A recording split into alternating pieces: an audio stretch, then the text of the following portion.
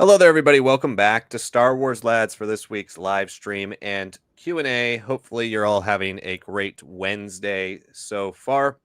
We're excited to talk about all of the latest and greatest in the world of Star Wars news, as well as take your guys' questions, comments, anything you'd like to discuss in the chat.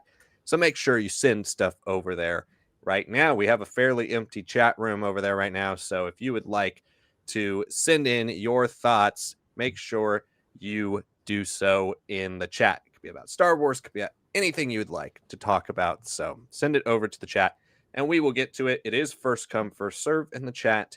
However, if you send us a Patreon or if you join our Patreon YouTube membership programs, you can bypass it if you're at the $5 tier or higher. So make sure you check that out. There are a lot of other perks to those tiers. So if you see one that's right for you, make sure you check that out. For as little as $1 a month, you can join our subscription service. Also, sending in a super chat guarantees your question on the stream tonight, bumps you up to the top. We will answer it instantly. And then also, of course, if you send in chats that connect with the stories of the night, we usually run down one or two big stories each stream. If you send in your chats in regards to some things we talked about on the stories, we'll incorporate them in the conversation. So make sure you do so in the chat room right now.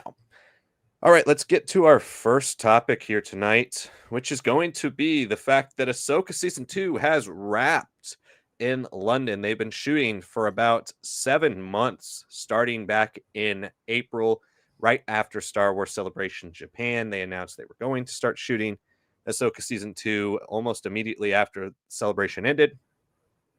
And a lot of the cast and crew have been promoting the end of Ahsoka Season 2's production by posting pictures on their social media, from Ivana Sakno to Natasha Liu Bordizzo and beyond. Everybody's posting that they are happy that production's over, but sad to be moving on from their home away from home for the last 7 months, and they really enjoyed the project. So we're starting to get a lot of Ahsoka news coming out of it, but it has officially wrapped shooting. We have some pictures that you can see, like the one you can see on our thumbnail that was posted of Natasha Liu Bordizzo, who plays Sabine, and of course Rosario Dawson, who plays Ahsoka in the ship there with Hu Yang. They are posing for a little selfie there. We also got a picture of Pinewood Studios from Ivana Sakno posting about her home away from home for the last 7 months, saying goodbye to it. So a lot of cool news coming out of Ahsoka Season 2 wrapping up. We've also had a lot of kind of, varied amounts of hype coming out of specifically one person, Bryce Dallas Howard, who's been making the rounds at some different conventions and things talking about Ahsoka Season 2. Quote saying, "I love it so much. I yearn to stay on this path of being able to work in the Star Wars world and grow and learn and challenge myself. But also, it's not just about me, it's about the medium. So many people want to do things in Star Wars, and you have to kind of look at the reasons why. Is it because it brings you back to your childhood? Is it because you think that that's the way to make a lot of money? Is it because you're very connected to the audience and you want to deliver an experience? What's your motivation?" So then she goes on to talk about how Ahsoka Season 2 is so great, continuing to hype it up, talking about how awesome it was to work with Dave Filoni, saying, "Y'all, it's so good. It's so good. It is beautiful. It's thrilling. It's adventurous. It's romantic. It's all the things that you want from an epic story.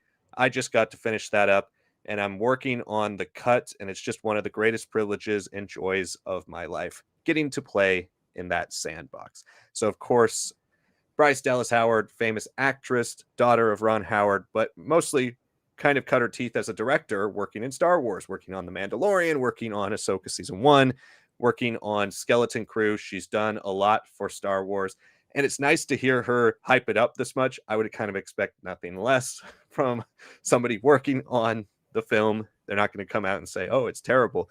But this type of hype, this type of excitement, I mean, it gets you excited as a fan of somebody who wants to see Ahsoka Season 2 really take a step up from where Season 1 was and go to that next level, be a little bit more cohesive, be a little bit more exciting, less of a kind of staging ground for a lot of events that would come later and more of a complete season in and of itself.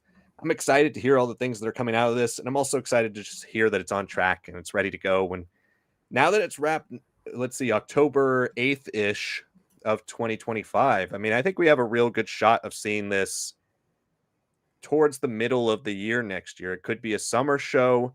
It could be, and most likely will be the same exact time that they drop season one, which is late August, early September. And that seems to be a time that a lot of shows are finding success right now in that early fall window. So we'll see if Ahsoka goes there. But overall, just excited that this project is starting to come together here and it's all seemingly wrapping up nicely. Sonic, you hear the hype from the different actors and the people involved in the production, as well as the fact that it has wrapped and some of the pictures that have been out about Ahsoka season two. What are your thoughts now hearing all of that? Yeah, I mean, it's just really nice to hear that everybody's been super positive about it. Obviously, you hear from a Bryce Dallas Howard, her getting 2 episodes. That's big. Like, I mean, she's almost all these TV shows have kind of been like incubation chambers for the next generation of Star Wars creators and directors. It's like this weird thing where, and we've talked about it on stream before, Star Wars obviously became a franchise that has exploded in a super mega fandom since the 70s. It's generational, but it was a very touristic film to start off with. It's a complete controlled vision. I mean, Lucas took it a step further in a way that no filmmaker has been allowed to since, quite literally, by having full merchandising rights too. So he was able to like literally create his universe and sell it in every way possible. But the original film itself and those original 6 movies, very altruistic, right? Like, it his vision for better or worse, right?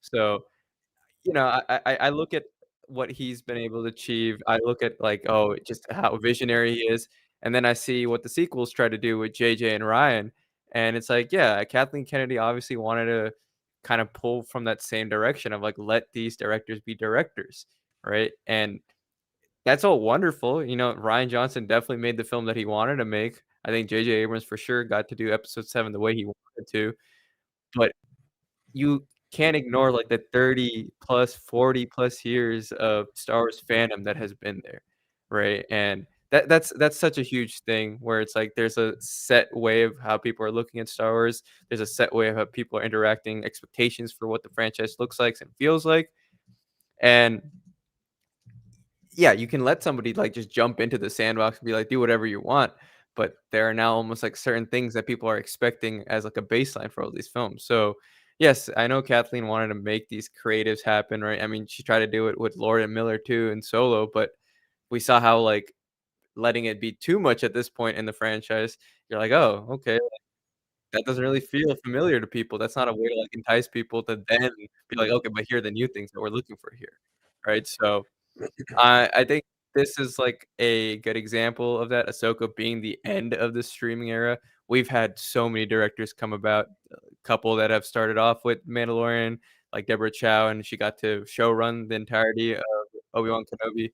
So we've seen, like, this little progression, this kind of development happen within, but the one that's been the most consistent, I would say, has been Bryce Dallas Howard. Hearing that she's getting 2 episodes is great. If we get, like, a Mandalorian Grogu sequel, I think she'd probably be next in line, honestly, for making that film as a director, as actually making it up to the silver screen, because she will not have only trained in the style that is in the Mandoverse, has trained under the stewardship of everybody, but she'll now also be able to be, yeah, able to then bring her style and be able to be like, "Hey, I'm on the big screen now. You are familiar what this is gonna be like, but once you actually step into the movie, then I can open up, then I can expand." And with something that's already, like, not, like, super stylistically bombastic as Amandaverse has been, I think this is great to hear that she's taken another step up. Like you said with Sakno and Natasha, they've both been very positive and all that. And Monis Fandi too, I mean, he's been fun to see on his socials because I follow him, and he's just, like, talking about how nice and smooth that's all he wanted it to be as perfect as possible, to deliver, to take the next step for this show. And like any Filoni show, we're hoping that the season 2 is a huge step up from, a solid season 1. And everybody's saying the right things, right? Like, they're not even saying like, "Oh, I had a great time." They're like saying, no, I poured my heart into this and it feels right. Everything's coming up right." I'm excited, and I agree with that little time window that you're giving, like, "Hey, maybe we'll be able to do that in, let's say, like, late summer, early fall, or maybe late, or early summer to midsummer." I mean, it can be any time at that point. I don't know if they have enough time with how they're really up the budget. I'm expecting to have a lot more effects, a lot more animatronics with Neil Scanlon on for designs and everything too. This is gonna be looking a lot better. They've also talked about, like, Ahsoka's montrails, her Leku have been updated again, and I'm like, "It looked pretty good last time," so I wonder just how much more they've really been able to do with this push budget. So I think just considering the budget things and, like, the timeline, I don't know if we necessarily see it super quickly after The Mandalorian Grogu, but I would love if they did have it sometime in, like, a July or something, just because it's like, hey, like, you'll still have the hype, it'll still be, like, only a month or so after, and then you're like, "Oh, but I'm ready to jump back in with these characters." Oh, Zeb might show up again. I just saw him in that movie that came out that was basically like a catching up point for everybody in the Mandoverse, and that's just a great segue, I think, for Ahsoka, and if it is truly the final confirmed season of, like, the Mandoverse, yeah, I hope it happens as soon as possible, but if the quality has to be assured and it needs to be a little bit more closer to the proper 3 years in season 1, you're not gonna love it, but if this is truly, like, possibly the end for the show, yeah, fine. Let it be around the same window, late summer, early fall, whatever it may be, but it better look good. That's all I'm saying, and everybody's been talking about how, like, every element of it has been incredible and an upgrade, like, since season 1 for sure. Yeah, exactly. And that's all you really want to hear. I mean, again, they're promoting their show, so you wouldn't expect anything less, but it just seems this has been a really smooth production. And all Filoni productions, granted, do seem fairly smooth, and he seems to be not just a qualified, capable filmmaker, but he seems to be somebody everybody really likes. Like they like working action and is still learning on the job, only having directed live action for going on 6 years now. He's still new to this whole thing. He seems to really have the support and the passion and love of his cast and crew, and everybody just seems to really enjoy the projects they work on with him. So everything is pointing towards this being a really great season of Ahsoka. But what do you guys think? Do you think Ahsoka season 2 is going to be better than season 1? Do you think this is going to be, something that wraps up on a really positive note, or do you think it's just going to be kind of like if you're a fan of season 1, you enjoy season 2, it might be a little bit better for you, but could season 2 really change the game for Ahsoka? Could it make it, something they can really bank on here in the future as we move into live action film for The Mandalorian and this whole New Republic era? Can we get more out of Ahsoka in these characters? Let us know in the chat.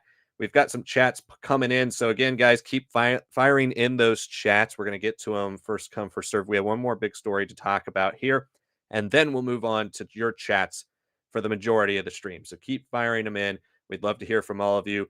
Some returning voices like Critical Thinker and some people we haven't heard from in a while, like Battleside the Manslayer. Glad you're all joining us tonight. Hopefully, you keep sending those in to the chat.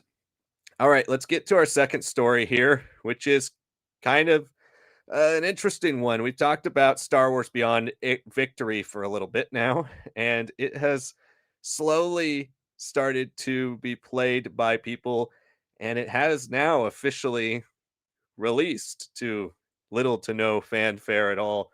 This is a really strange game. We talked about maybe a month ago or so the trailer drop that was a very, very different kind of trailer. This whole thing, the mixed reality, just doesn't look like appeals to me personally that much, and I don't know really who it's targeting, but now the reviews are out, and we only have 10 reviews, but they're not very good, and that's unfortunate to hear because I was kind of hoping this would be something that was way better than it looked like it was going to be.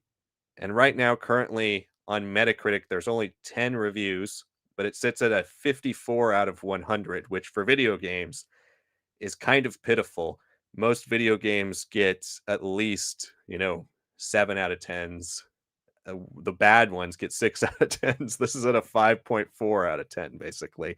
Right now, there is currently one positive review, 10, 8 or 7, excuse me, 7 negative, 7 mixed reviews, and 2 negative reviews. So people don't seem to be enjoying Beyond Victory very much.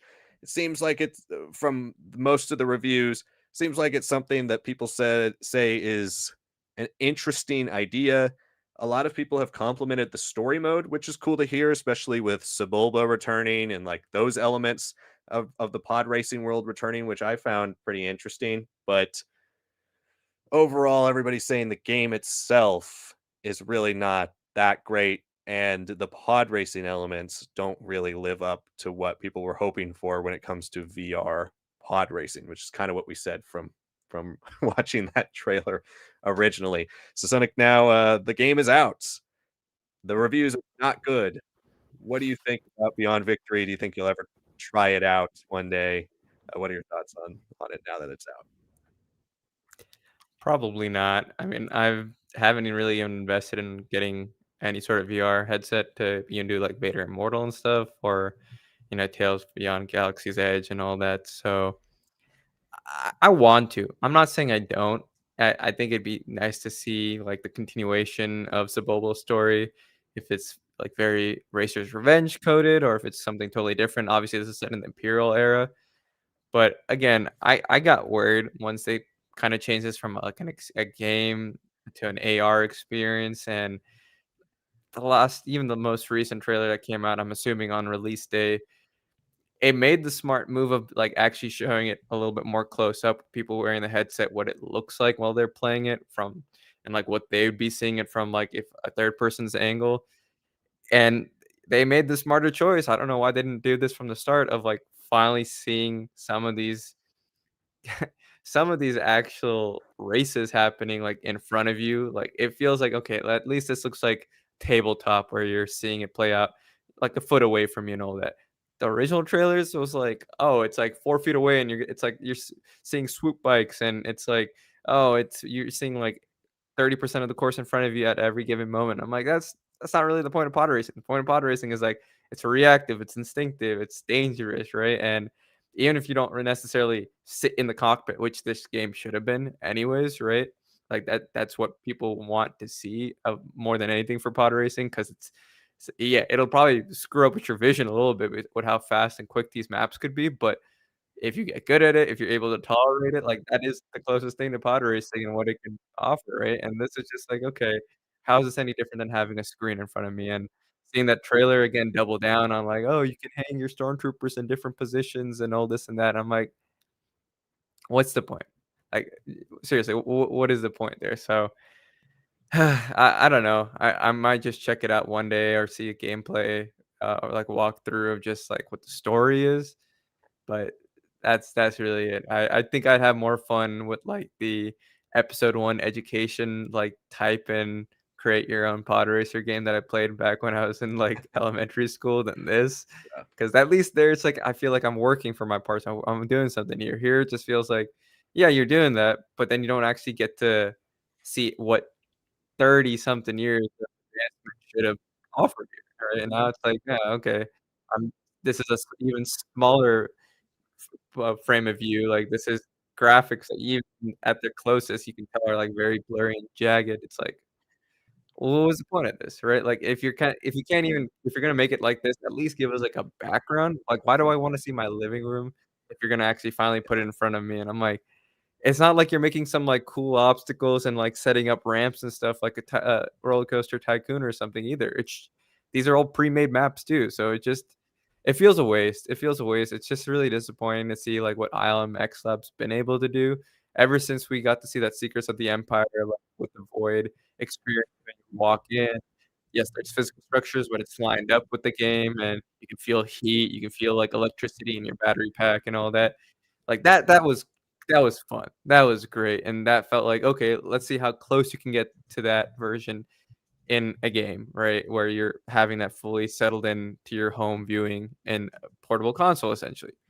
Seems like we've taken, like, a step back, and that's no longer anything that we're gonna be doing, and it seems like that's, like, just the only way to really experience a Star Wars experience like that, which is how VR has just has floundered really ever since, like, I'd argue since Oculus got sold off to Meta in the first place, and it's just really disappointing. Yeah, it is, and this is too bad that this is our next big VR game, or I don't even know if you could call it big, but it's our next Star Wars VR, and Star Wars VR has been pretty good for the most part. Two pretty underrated games, especially Tales from Galaxy Far Far Away or Galaxy's Edge. I forgot what it was called, but that one kind of completely flew on the radar, under the radar. Like nobody played that, and Vader Immortal, some people played, and I think that's significantly a better game. But Star Wars VR is pretty good, and this is definitely under the standard. I mean, even just watching the trailer, it looked cheap. It didn't look like it was something that was. I don't know who it was made for. That's kind of the sentiment echoed in a lot of these reviews. It's just like, what is this, and why is this? Like the worst review is a 30 out of 100 from Metro Game Central, who says an extremely insubstantial Star Wars pod racing themed VR game and mixed reality experience that is technically competent but whose greatest value is demonstrating the limitations, excuse me, of augmented reality as a concept. Then Tech Radar says 40 out of 100. Beyond Victory has all the parts required to be an amazing VR game. It just assembles these components in an unsatisfying way that leads to an experience I can't recommend even to a mega Star Wars fan. The top review, to be fair, is an 80 out of 100, 8 out of 10. Beyond Victory features three fun games in one, and making the full use of virtual reality and all its capabilities, and one gloriously nerdy package. Well, that's pretty positive. The rest are two sevens out of tens, a 65 out of 100, 60. Let's see, 460s, 55. It's not very good in the world of video games. I don't think wasn't really planning on picking this up ever. Personally, I'm also with you. I don't have a MetaQuest 3. I had an Oculus 2, Oculus Rift 2, whatever it was called before, and I played those other games on that console, but don't really have any interest in getting the new MetaQuest. I haven't really seen anything come out for it that I've been that interested in, and where Star Wars would be kind of the bread and butter for me personally as a consumer, for like why I would invest maybe in a $200 headset if that's what it is now. Because I remember when MetaQuest 3 came out, it was what, like $400 or $500, and there was no way I was going to buy it for that. But where if it's at the $150 to $200 range, which is why I eventually got the MetaQuest 2, I would have considered it for a Star Wars game, but not one that's getting this bad of reviews. So, oh well. Hopefully, our next venture into Star Wars VR is better. But what do you guys think? Did any of you actually hear about Beyond Victory existing outside of maybe watching our show? Did any of you care? Is Beyond Victory something you're interested in? Is this disappointing to you? Let us know in the comments. All right, so we're going to turn to the comments for a lot of the stream now going forward. So keep sending in those chats. We want to hear from you. What are your thoughts on the latest in Star Wars news, as well as anything you'd like to discuss tonight? Make sure you send it in to the chat. We have some other stories to go through as well, if time is permitting. So keep firing in those questions. And if you haven't liked the video yet, please like it. It really helps our channel, and it's easy to do. Scroll down, free. Just hit the like button and subscribe so you can join us every single week. All right, so we start tonight with Critical Thinker, who says, can't make it to the stream tonight, but just thought I'd mention the first issue of the new event, DCKO by Scott Snyder, was good, which is nice because I feel like DC hasn't had a good event in a while. I actually picked my issue up. I'm excited to read it. I haven't gotten to check it out yet, but I'm glad to hear that you enjoyed it, Critical Thinker. Then Critical Thinker also says, what's your favorite piece of Star Wars media outside of the original 6 movies? I probably would pick the new Jedi Order books. Besides Dark Journey and Force Heretic, those are bad. For me, outside, well, if you say outside of the films, you didn't say outside of TV, right? If you're saying outside of the films, I'd probably pick the Clone Wars as my next favorite thing outside of the original 6 movies, with the caveat or that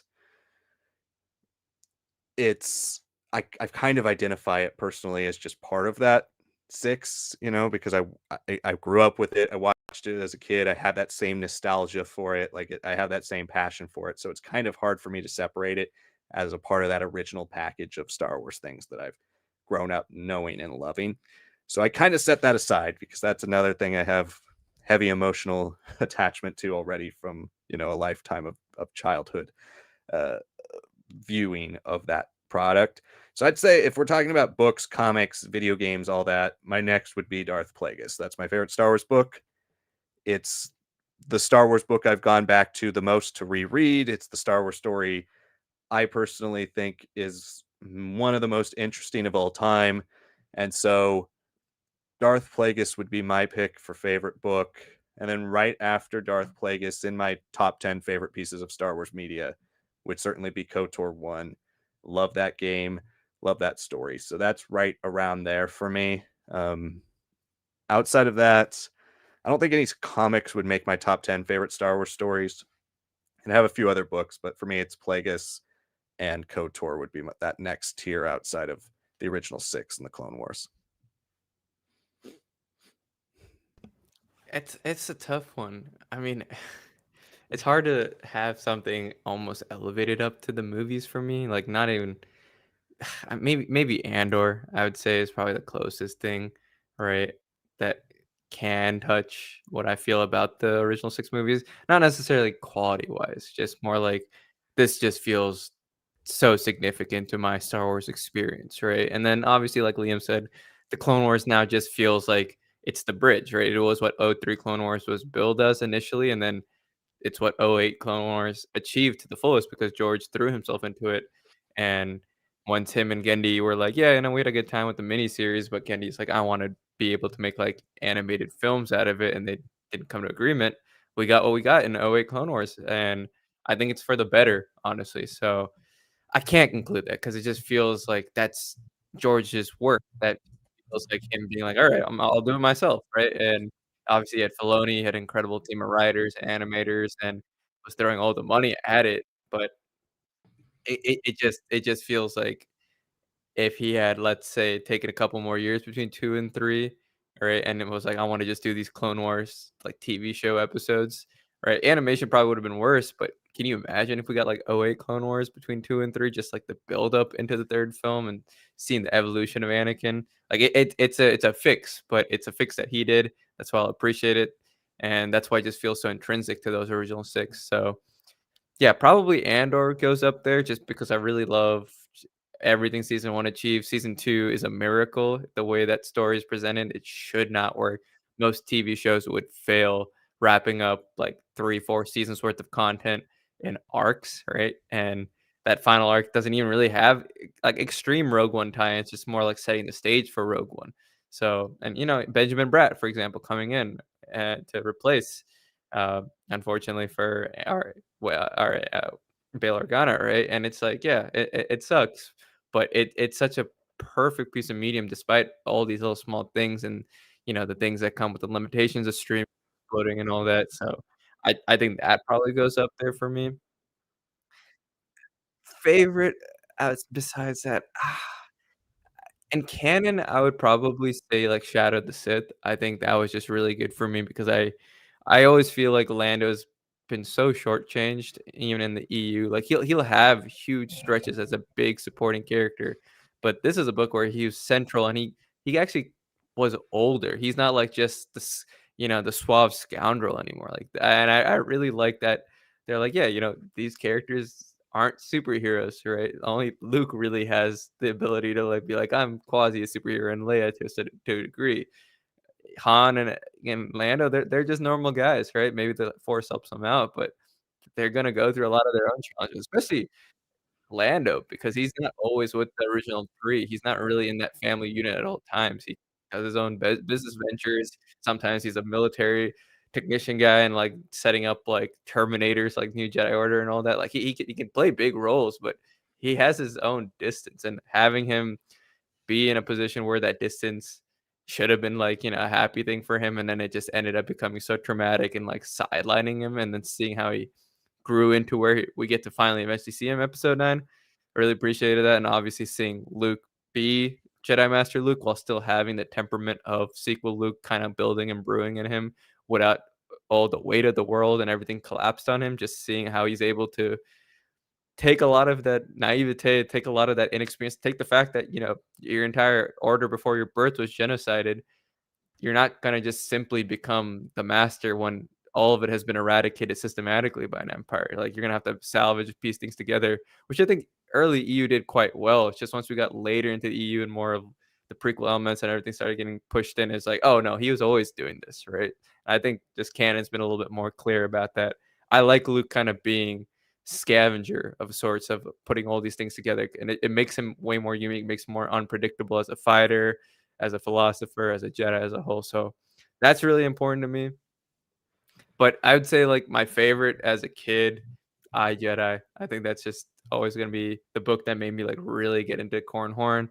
I'd read some like Rogue Squadron here and there, like in excerpts and all that, but not until this channel and finally getting to read like his origin story was pretty interesting. But I still love just the characterization of Corn in that because he's an I Jedi. He is the voice of reason. If anything, he's like the voice of like being mean to Luke and being like, "Dude, you gotta, like, think about all this stuff." Like, Exar Kun, oh, yeah, like, he could have taken over and controlled Kip Durham, but then if that were true, then he would've just strapped you onto the Sun Crusher and thrown you into the Yavin gas giant, right? Like, why would he go about all this stuff and go into Karita's system and destroy that and everything? It's like, that's on Kip, man. I like that. I like Luke being challenged, especially in the Bantam era where he kinda sometimes can be very, like, smart about how he uses the Force, very strategic, and sometimes he's like, "I'm using the Force to just sit down in the air," and it's like, there's no value to it, and I like that Corrin could call him out on this, make him, like, think about stuff. And I hadn't read, the Thrawn duology at that point, so it's like it was the first time I was like, wow, like the hero of the original trilogy is actually having someone who is going through a similar journey, is providing guidance, and back to his master because this is kind of how it is when you're like starting up something like this. It's not just one person dictating everything down to the kids at the bottom. It's like these are all grown adults. These are all people with their own life experiences. This will shape and actively influence how Luke's early academy days will look like before there's more standards, there's more structure. And, obviously with the Jedi games, we don't really get to see Kyle Katarn super influential in the Jedi Academy, even though I think they should have really corrected that in the EU. So in a way, Corran Horn also fit that role too of like being someone that, yes, was also sometimes against Luke, but he's actually voicing it. He's actually there to say it as opposed to just being like, "Oh, yeah, Kyle's on some random mission." So I like that. Even if it wasn't for the longest time for his training under Luke, I liked what Corrin really achieved, what he did to, like, repair the story of the Jedi Knight Academy to me, and, just how he grew from a character to just becoming such an important part of, like, New Jedi Order and everything. Well, thanks for that question. That was a fun one to discuss. Next up, we have Badusai the Manslayer. Says, "Hey guys, nice to see you. Nice to see you back too. Hopefully, you can join us for the majority of the stream." Says, "Question: Are you going to buy the deluxe edition of Revenge of the Sith? Are there other deluxe editions out there that we know? Darth Plagueis, perhaps." As far as I'm aware, there are no other deluxe editions planned, but I would imagine that if Revenge of the Sith sells really well, they'll do more of these. I mean, they're always looking for ways to double dip on things. See Essential Legends collection as a prime motivator. It seems like the sales for that have been good enough to now it's not just Essential Legends, it's every Legends book ever that's being reprinted in that format. But the trade paperback format is very popular nowadays. That size has been something that has seemingly kind of replaced the pocket paperback, mass market paperback for a lot of people when it comes to books. I think a lot of it has to do with just the rise of popularity and the manga format specifically. These are kind of all the same size on your shelf if you want to put them that way. I know DC for comics has started doing a manga size format, and if you guys haven't checked out the DC manga size format, I mean, you can get some of the best stories ever in comics history for like $10 and you just have to read in a little smaller format. I mean, might as well do that. But as back to the deluxe editions, I'm sure they will do more if this sells really well. I'm hoping so because I mean, Star Wars has so many classic books, and I think getting a Zahn illustrated and annotated Thrawn trilogy would be amazing. Getting a Lucino Plagueis would be amazing, and they've really brought a lot of authorship back into this with Stover coming back for a lot of the stuff here. So I can't wait to check it out. I will absolutely be buying it. I don't know if it'll be like a day one purchase for me. Might wait a little while, but I'm very excited to check it out. Definitely want to talk about it on the stream and on our show. So I will be absolutely purchasing that. Yeah, I mean, it's gonna be hard to up one up the what we got in the Revenge of the Sith Deluxe. It's beautiful. Like you can say that like the only slightly cringy thing might be like the text on the side, but that's in the book. That's just especially if you've read that book, that'll feel iconic to you, that'll feel important to you. So other than that, I think it's like a perfect presentation. Everybody's talked about how great the quality is, right? You're getting like an almost like an inkstone book, but you're getting this nice, like almost semi-translucent cover. It's got embossing on it, and it's got some nice little notes and everything. Like it's as good as it gets, right? My only fear if we get to the Dark Plagueis one is just Lucina's notes will probably just have to be like another book. I don't think you can fit that in there. Like at least with Stover, he can be like, "This is what I had," and like this is a shooting script. This is what actually came out. That's why like I had like bridge elements, or like I was informed, or this was edited a certain way, or my idea of what I can fill in. George was like, "Go ahead and have fun with," right? Like, that makes sense. Like, I've read, like, a Frankenstein book before where, like, it had, like, commentary from, like, different writers, and, like, what the influences was on, like, science and science fiction moving forward, and I thought that was really cool, but even then, there's, like, only a limit to how much you can do. I can't imagine that, like, every page having, like, 3, 4 lines of, like, mini text at the bottom, commentary from Lucina would be the cleanest looking book. If anything, it'd be like, all right, jump to this page to read this, and it'll add like another 200 in the back, and that's already a pretty dense book as it is. So yeah, that'd be cool. I do suspect that if it comes out and they use like the acolyte design as inspiration for Plagueis on the cover, maybe some people wouldn't like that, but I mean, it. I think it's still a pretty decent design, but yeah, I don't know if Plagueis is one that they'd go for next per se. It feels like a big step, but there really isn't any other like major like one-off book that they could be like, yeah, this could get a deluxe. It's almost like the best books that could be up at this level of what Stover achieved at Revenge of the Sith are in like ongoing series like New Jedi Order, Legacy of the Force, and stuff like that. Batasai also asks, what is holding back Disney to push hard with animation stories, new ones, and adapting some novels and comics that would be a hit for sure? I think, of course, Dark Disciple or the comic run of Vader in Legends, that one where the separatist dinosaur appears and joins into a crew. I think, first of all, it's something we all want. Like, I really would love to see that. I would love them to adapt Legends books. If that was our way of getting Legends adaptations, so be it. I'd love them to adapt canon books. Like, I think it would be really fun. It would be a fun little extra on Disney Plus. Unfortunately, Disney just doesn't seem to be in the business of extras on Disney Plus. And frankly, I think that's part of it has to do with just the fact that they're really competing and desperately searching for mass subscribership. I mean, in the post-COVID bubble, right? All the streaming services outside of Netflix have really struggled to find footing and maintain a consistent subscriber base.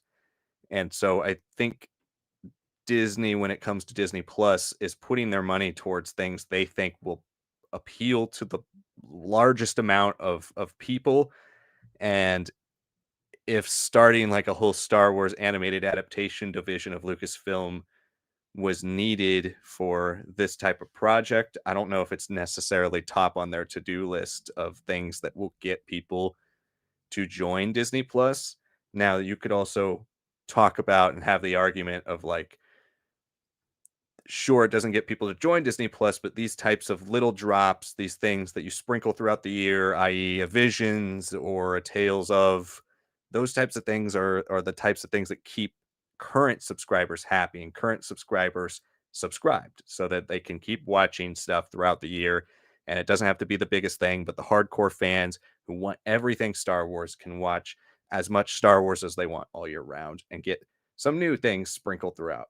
And I think that argument is very, very fair. I mean, if you do look at the DC universe, animated universe, for its varying quality, I mean, basically every year from like 2007 to 2000, well, to now, we've gotten at least one DC animated movie, sometimes two or three. What started as adaptations of the comics, and personally, I think they were far better as adaptations of the comics before they started this animated universe that they tried to kind of duct tape together.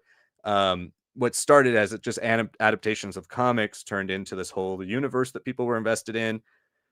You could do that with low budget animation or just the Clone Wars animation that you've been using for years, and people would be, I think, down for that. I think ultimately DC itself, when you look at their history, made cuts because they weren't making enough money before they were hiring animators to replicate the comic animation or comic art into animation for years, and then eventually decided, hey, let's just say it's a universe and make everything the exact same cheap, low budget animation. And that's how we get what we eventually got. So, I mean, they're good and bad qualities to both.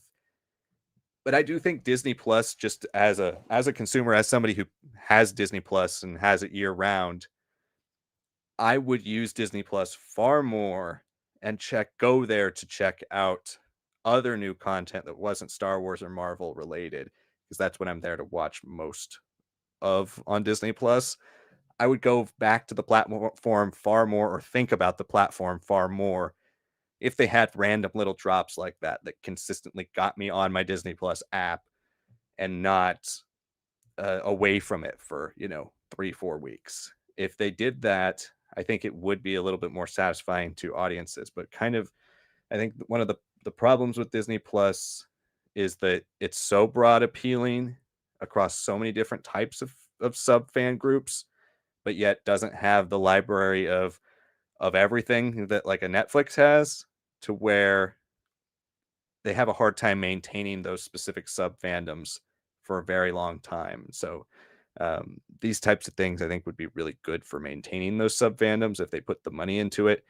But again, it's not the type of thing that's going to bring in a lot of new eyes to their platform.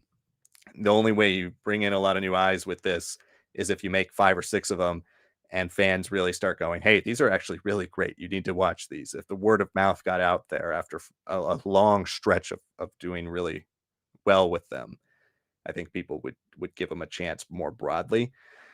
But that aside, I'm holding out hope that one day we at least get them to attempt it. I just think purely it's the recontextualization of what streaming is to the Walt Disney Company, what streaming means for just everybody in the film industry moving forward, and how they approach Star Wars as a specific franchise, because Star Wars is getting a reboot basically next year with Mandalorian and Grogu in the theaters. How do we approach Star Wars film versus Star Wars TV? Does Star Wars animation make more sense as a film release, an animated film release versus an animated Disney Plus drop? Like, what is our business strategy around that? And I think right now everything's up in the air when it comes to specifically the divide between streaming and film. Yeah, animation is just in a weird place in general these days. I mean, right now in theaters, we got Demon Slayer, Infinity Castle 1 out, and people are loving it. I mean, I went and saw it, right? I did a binge of season 1 before Mugen Train had come out, and then I just kinda dropped it, and then I just binged all through every season and every arc to get to this, because now they're concluding their entirety of the adaptation, the final arc in 3 movies. That's how it was announced, and at first I was like, "Yeah, I don't wanna do that."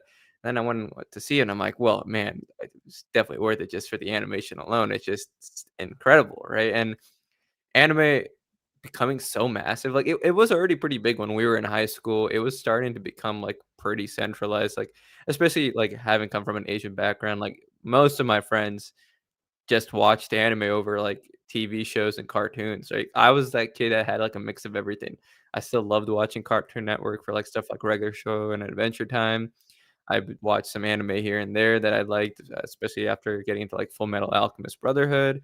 And then obviously TV shows, right? Like live action stuff, especially when once you're like in high school and college. Around that time, that was like the peak of HBO, right? Game of Thrones was on a great high. Everything was just being pumped and pumped more and more. Like the streaming era hadn't quite started, but like the concept of it and the bones of it were already in place. So I was checking out everything. But now, everything's kinda changed, everything's kinda falling apart, and the thing that is working is anime. Anime has just kinda kicked off to an insane degree compared to even just American cartoons and all that, and yes, there are huge flaws in that industry. They overwork, their workers to death, right? The pay is horrible. It is indicative a lot of, like, just Japan having, like, a very strong work and work culture, not necessarily work and leisure culture at times, like, mangakas and animators in general, they're working to the bone, to the death because of their passion and because it's almost like the only way to survive for them, right? So could America, studios that are under Disney or, like, licensed out from Disney be able to achieve that level? It's not unprecedented. We know, like, stuff like Avatar: The Last Airbender, Legend of Korra, and that upcoming Avatar series, they used a lot of Korean animation studios and all that, and I don't think anybody ever looks at those shows and is like, "Oh, it's terrible," right? We're seeing stuff like on Amazon Prime now that we're getting a little bit more animation 2D kinda kicking back into gear here. Not necessarily in the same way as, like, the prime of, like, the '90s with Disney 2D animation, but, we're seeing, like, Legend of Vox Machina and stuff like that where, like, adult animation has started kicking the gear. Like, there is an increasing demand for Western animation to almost return to that 2D animation route, but for so long, the stuff that survived here has been a little bit more based on quirkier designs, more on just, like, the reactiveness of, like, expanding and changing your characters. There was, like, a small period of Flash animation that had, like, progressed for a while, but then Flash is quite literally gone now. Like, everything's kinda changed here, and now it's like there's a huge gap between the people who were still doing it in the late '90s, early 2000s, and who eventually just had to convert to, like, 3D animation for Pixar and DreamWorks and all that, to now they're like, "Well, we can't necessarily just jump back into 2D," right? So there is almost like a gap now. So could the animation under Lucasfilm immediately adapt to, like, 2D and capture people's audience's attentions? Probably not, but they are making Disney as a whole are making some moves that I think are smart, right? The Visions, volume 1, 2, and 3, right? Regardless of how you feel about them, it's a staging ground to at least be like, you know what, even if we can't directly do it, let's just jump on that anime bandwagon right now. And they're bringing back volume 3, a couple of studios to do sequels to their volume 1 shorts, right? And we know that Night Jedi is getting a full on blown series. I think that'll be a great way for people to just be like, I want to engage with Star Wars and meaningful stories, but not necessarily have to have a huge connective understanding of every single thing that's happening in the timeline of Star Wars canon and references and all that. Like it can be nice Easter eggs if you've been a fanatic like us, but you can just be a regular animation and anime fan and just watch that series and not miss a beat, right? So I think that's a smart move that they're doing there. Like Liam said, right? Yeah, we are still seeing the Tales of series kind of come out every May 4th now. It seems like that's the way they're going to handle using the Clone Wars animation post Bad Batch in its biggest form.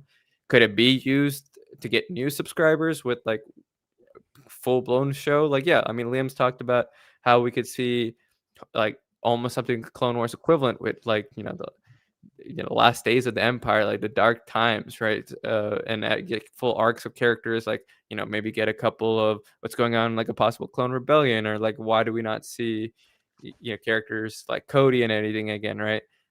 We can have characters like Han in his early days of the Imperial Academy, right, when he was maybe a pilot before he got transferred to Mimbom. We could see stuff that plays around with a bunch of the multimedia that's already come out and be a big show and still be like the central focus that's pulls in other stuff, and that could probably grab some people. But again, it's almost a little harder now with just how many things have been flooded into the dark times era that you're like, do I really want that era to be so supremely developed when there's just so much openness and so many different parts and so many different steps in Star Wars timeline. I mean, the New Republic should theoretically be a great place for animation to thrive in, right? Like, the comics have only recently started touching on that stuff. There's a good 5 years before everything that happens in The Mandalorian, but we're not using that, right? Because for some reason, it's kinda locked away. It was only until, like, the last year or 2 that they're like, "Okay, you can start doing stuff here." It'd be great to see, like, a Luke Skywalker's Academy in animation. I mean, Mark Hamill is an animation legend, right? He's voiced so many characters in animation. Why doesn't he just he's even if he's like, "Oh, I'm done with Luke as a character," he'll come back, I think, for, like, animation and being able to play this character, and especially be able to play the Luke Skywalker that he's always wanted to do, right?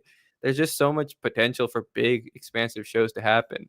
But I think the question now is, are we gonna still stick with the mannequin-esque animation, 3D animation that has become so synonymous with Lucasfilm animation, or are we gonna finally make a big budget effort to get back into 2D animation and see if that's, like, the next way to, like, start pumping out a bunch of different shows? And, one studio can do this, one studio can do that, or and slowly build out, like, a homegrown amount of talent too. So that's kinda the difficult situation that they're in. I'm hoping it improves, but why we're not getting any big stories in animations because right now animation's been in a flux, and we've seen, like, Warner Brothers and all these other studios cut their animation departments more and more and more. So, for whatever Disney currently does have, I think they might be one of the more stable positions in Western animation right now, but to then be like, "Let's pump a bunch of money and take the big leap here," it's probably not gonna happen with the current state of just the entertainment industry as a whole. They have to work their way back up. We're still reeling from the effects of code. We're reeling from the effects of all these studios kind of merging together and disposing of stuff, even deleting content off of their platforms, which oftentimes is animation first too.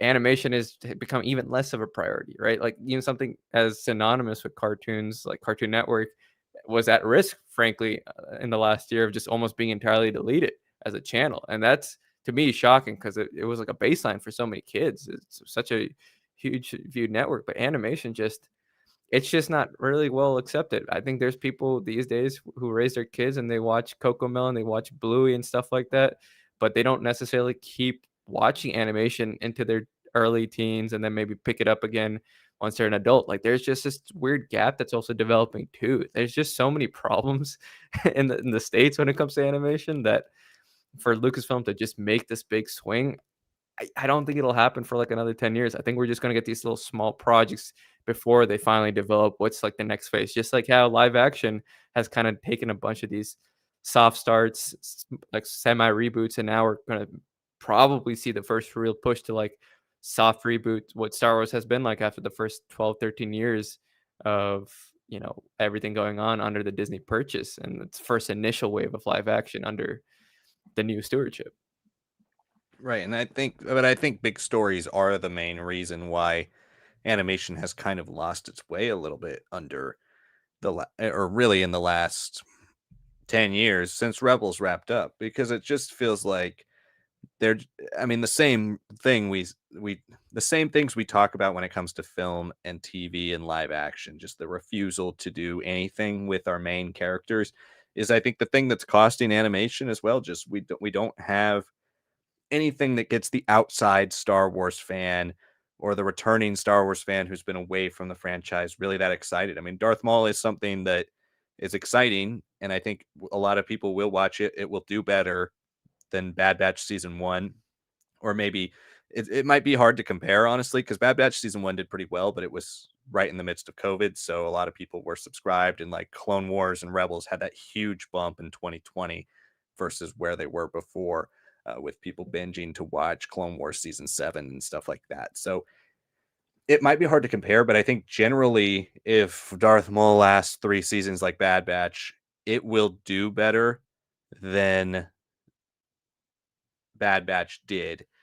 But at the same time, it's still a thing that's so boxed into so many other stories we know. It's like, what could it possibly do, and what could it possibly reveal that is going to be exciting enough to get those people who live on like the hype, right, of watching a show to come back. And I think that's that's where we are with Star Wars animation. We've done a lot of safe things in order to do things that are like smaller scale, in order to do a Bad Batch and have it succeed, in order to do a Maul Shadow Lord and have it succeed, in order to do another smaller scale story and have it succeed. You kind of need at least one big scale story going on at the same time as well, or you need it to just be better than everything else that's coming out. And like Bad Batch wasn't as good as Bad Batch was, it wasn't better than Rebels and Clone Wars was, and it wasn't as big a scale as bad as Rebels and Clone Wars was. So it kind of flew under the radar on top of being, names that not that many people are aware of. And so I think when it comes to the future of animation, it really is all about just that brand recognition, that name recognition, getting our main characters back in animation, getting, if you wanted to bring Ahsoka back to animation, if after season 2 of Ahsoka, we go back to more animated Ahsoka, that wouldn't be my first choice because we've done so much with her, but that would be a name people would recognize in animation circles. If you went back to doing more Clone Wars, that would be something people would recognize. If you went back and did a Dark Time show and you brought in Darth Vader as a main character of the season, if you brought in Rex and all the characters that we know as main characters of that show, Obi-Wan, that would bring back that hype. But right now, they just lack the hype, and it seems like they lack the real drive to make shows. Now, I'm not talking about the creators, but just company wide, they seem less confident in doing animation right now. And I think it's purely just because they won't let animation do any stories that are super compelling.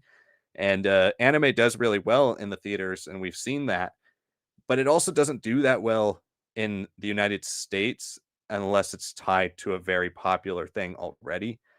Even Miyazaki's last movie that came out didn't do that well in the United States. It did well compared to his other movies, but his other movies came out before the anime boom.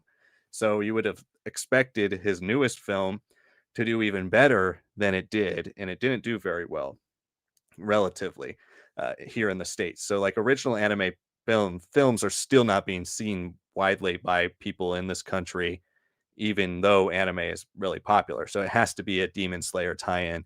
I mean, and even really Demon Slayer is the biggest anime that we've seen post COVID, and it's been one of the biggest all time. But like even other anime films that have come out this year, like Dan to Dan had one, didn't really do anything. Like these other tie-in films have not done that well for anime, and so it is just interesting to see where they go with animation in theaters too, because I do think that's something they're considering.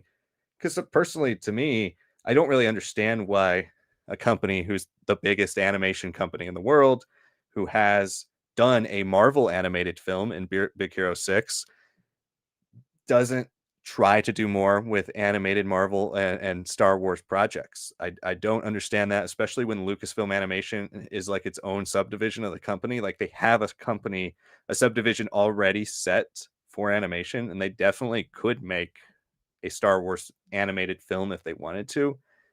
But it doesn't seem like they have any interest in doing that, and I'm not really sure why, because we've seen more experimental animation work for 3D animation with something like the Spider-Man movies. They've had their own problems recently, but like Across the Spider-Verse made over $600 million.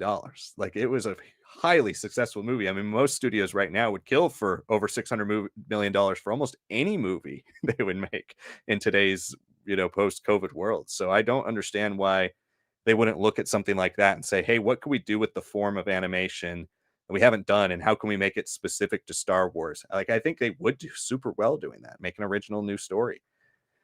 But we'll see what their ultimate goal is, because they really, I think, are sitting on something that could be another little branch franchise for them. I mean, we've talked a lot about, I personally talked a lot about kind of diversifying your franchises within Star Wars, because Star Wars, unlike the MCU where things can start to feel stale and you start to have a lot of things feel the exact same, Star Wars with all its different timelines, it can have multiple stories going on at the same time in a bunch of different eras, and they could all feel really different as long as they kind of come back to feeling like Star Wars. Animation is another path for them to tell Star Wars stories in a way that's different than what you're getting in live action, but still maybe highly effective.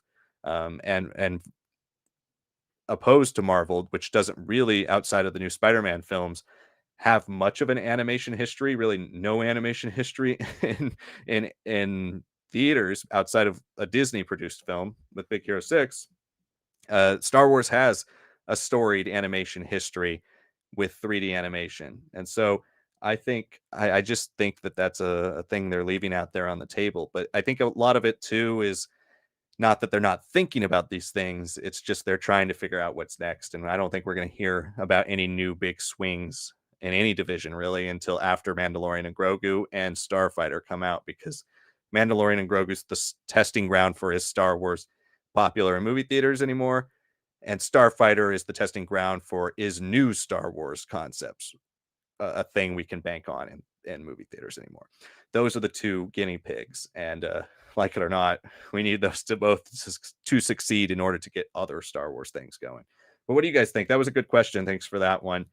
We have Skywalker's Academy said Carly King did a playthrough and review of all three modes of Beyond Victory yesterday. Did she like them? Were they any good? Did they look good to you, Skywalker's Academy? Because I haven't watched any actual gameplay, just the trailers, but to me, it did not look good. And then Skywalker's Academy, in response to the question we answered earlier from Critical Thinker about favorite Star Wars media outside of the films, Skywalker's Academy said favorite movies outside of the original six, Last Jedi and Rogue One. Favorite animation, Mortis Arc from the Clone Wars with Wolves and a Door from Rebels. Favorite canon book, Shadow of the Sith, tied with Bloodline, and favorite Legends book, Legends Thing, Dark Empire, and Thrawn trilogy. Very cool. Well, thank you for sharing your opinions. We appreciate that. Vamp Sith says, I'm a Gandhi Clone Wars fan, way more than Filoni Clone Wars, but seeing Rex in live action was incredible. I think we should go back old either way back with Old Republic or way far future with New Republic 2. Adult animation is almost back where it was in the 90s, unfortunately. And then Skywalker's Academy says Amy Adams has Omega and Starfighter. And then says that Carly King says the game was fun, but wasn't impressed as it would be if it were in person in a pod race. Yeah, that's what just is mind boggling is if you do a pod racing VR game, you don't make it first person. Like, what are we doing? We already had first person arcade machines with Star Wars Racer back in the early 2000s, and we can't get a VR pod racing game. Like, I don't know, it just did not look that good. But yeah, as for going way back, I don't think Old Republic is something they'd ever venture in animation. Unfortunately, I think it would be really cool, but I think they see that as their big like Hail Mary, really, in a lot of ways. I think they see that as like, if all this fails, if Mandalorian isn't what they think it's going to be in theaters, if nobody shows up for Starfighter, nobody's interested in new concepts, the real last Hail Mary they have is saying, Old Republic on a big screen at Celebration, and everybody's just losing their mind. Oh my God, we're finally getting Old Republic. I think that's their last ditch effort. I truly think they are planning on doing Old Republic one day. I think they're trying to get all their ducks in a row right now and like figure out what is Star Wars right now. And then in my head, it's going to be at least 5 years, if not more, before Old Republic, if everything goes the way they want it to go. But I think if things don't go the way they want it to go, you could see a 2027 Star Wars Celebration 50th Anniversary Old Republic announcement as a last ditch effort to just like try to get hype for Star Wars again. Um, I think you could absolutely see that, but I just don't see it being animation. I think we could have animated tie-ins if it's super successful, but I don't think they're going to do like the Revan KOTOR story tied or in animation as opposed to live action.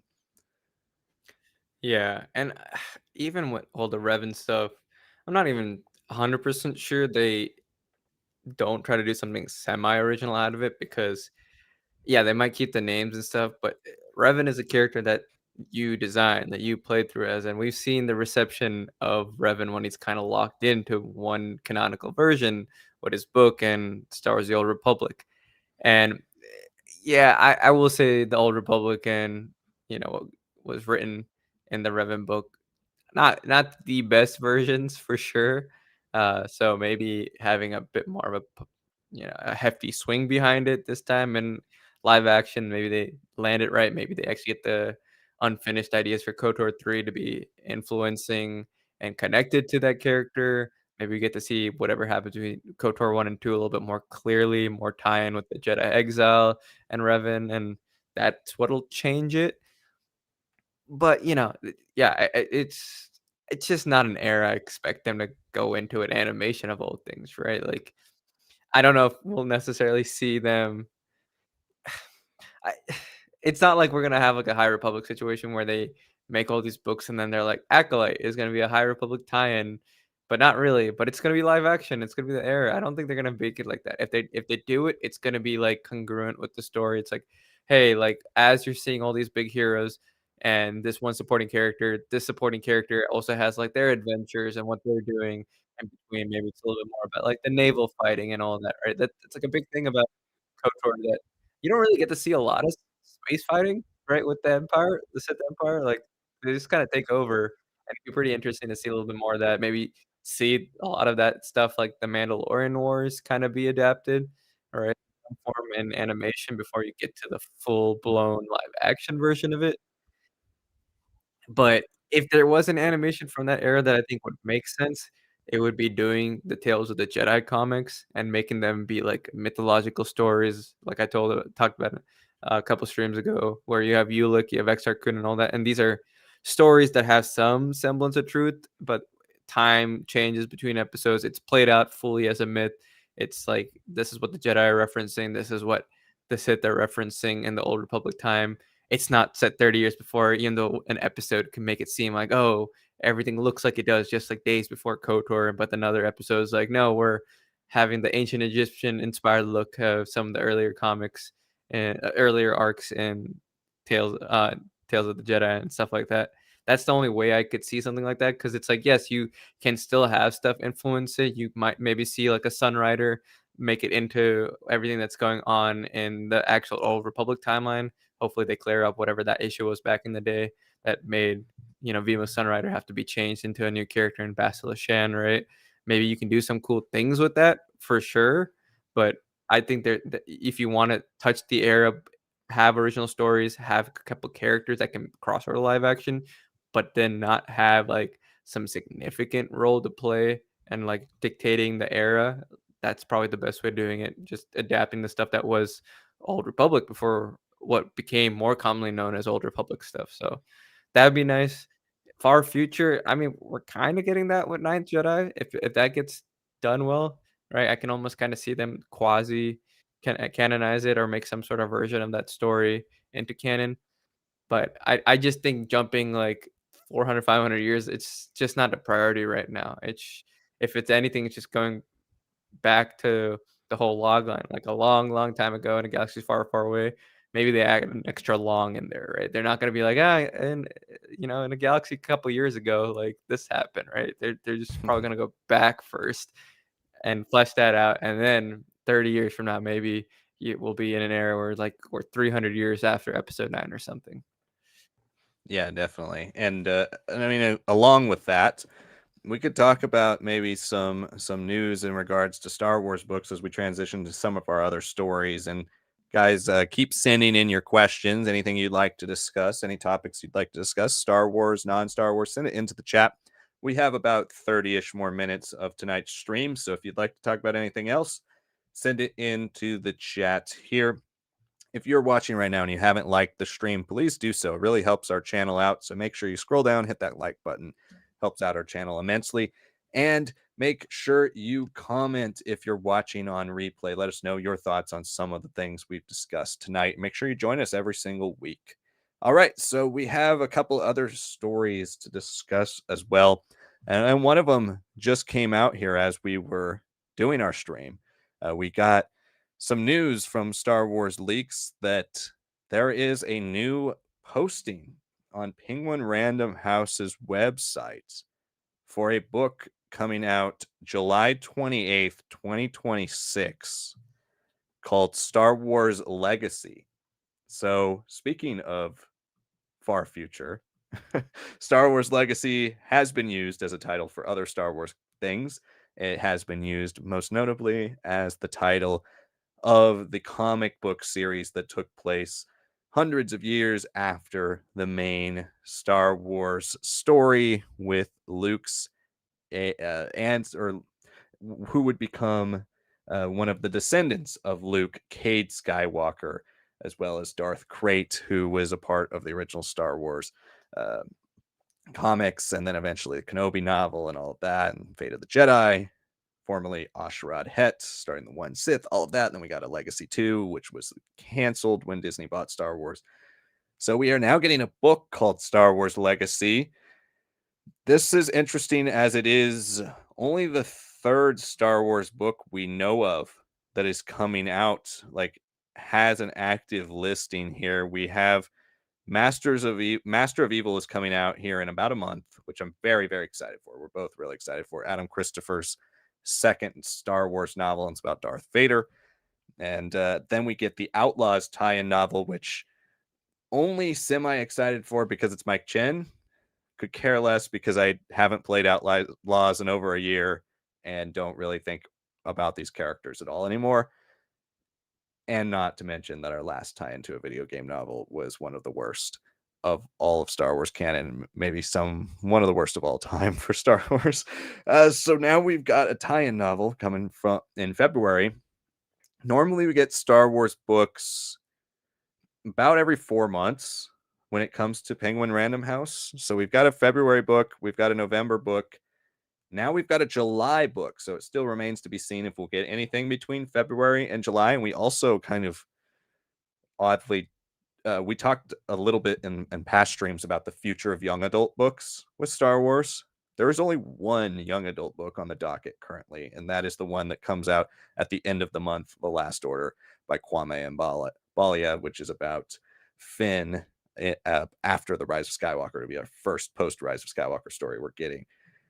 Now we get Star Wars Legacy, and personally, to me, I'm thinking like it's going to at least be after Rise of Skywalker, because I do think a name like Legacy and what it represents already in the world of Star Wars makes you think it's in the future. I don't think this is going to be far future like Legacy Comics. I think most likely it has to deal with Rey or with our sequel characters as we approach Starfighter. Maybe it's new characters that we haven't seen before post sequels. Maybe it's a Luke book and it's like a how does Luke carry on the legacy of the Jedi post Return of the Jedi? It could be any of those types of things, but I think it's safest to say it's at least post Return of the Jedi, and it is most likely post sequels, which is also really interesting as we continue to kind of broach that dam that's been there since 2019 of no post sequel stories, no real sequel era stories in general, and we'll be going from a young adult book this year to possibly an adult novel next year to our first film or live action post sequel story in 2027. It could be that Star Wars Legacy is that. But what do you think Star Wars Legacy is, Sonic, now that you've heard that this book has been it's real, it's coming because it's on Penguin Random House's website. It just hasn't been formally announced by them or by Disney or Lucasfilm or anybody like that. Yeah, they kinda have a tendency of doing this, kind of putting a listing up and then, like, 2 days later, they pull it, like, at some point, it's like just organic viral marketing, right? Like, it just that's how people hear about these books first amongst the fandom in some ways.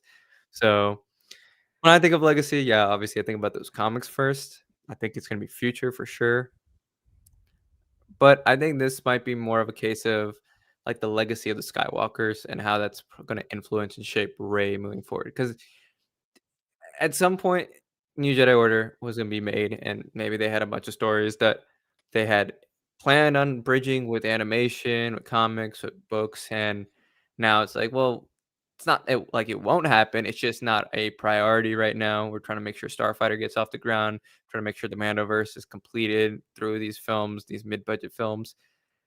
Rey's New Jedi Order is set 15 years after, and Daisy Ridley is a Hollywood actress. She's not gonna, age terribly. Hopefully, right, in 15 years that she's like unrecognizable, right? I think she's gonna look perfectly fine. She probably will look like she's in her 30s still, just with how Hollywood de-aging kind of works these days with makeup and surgery and everything and all that, right?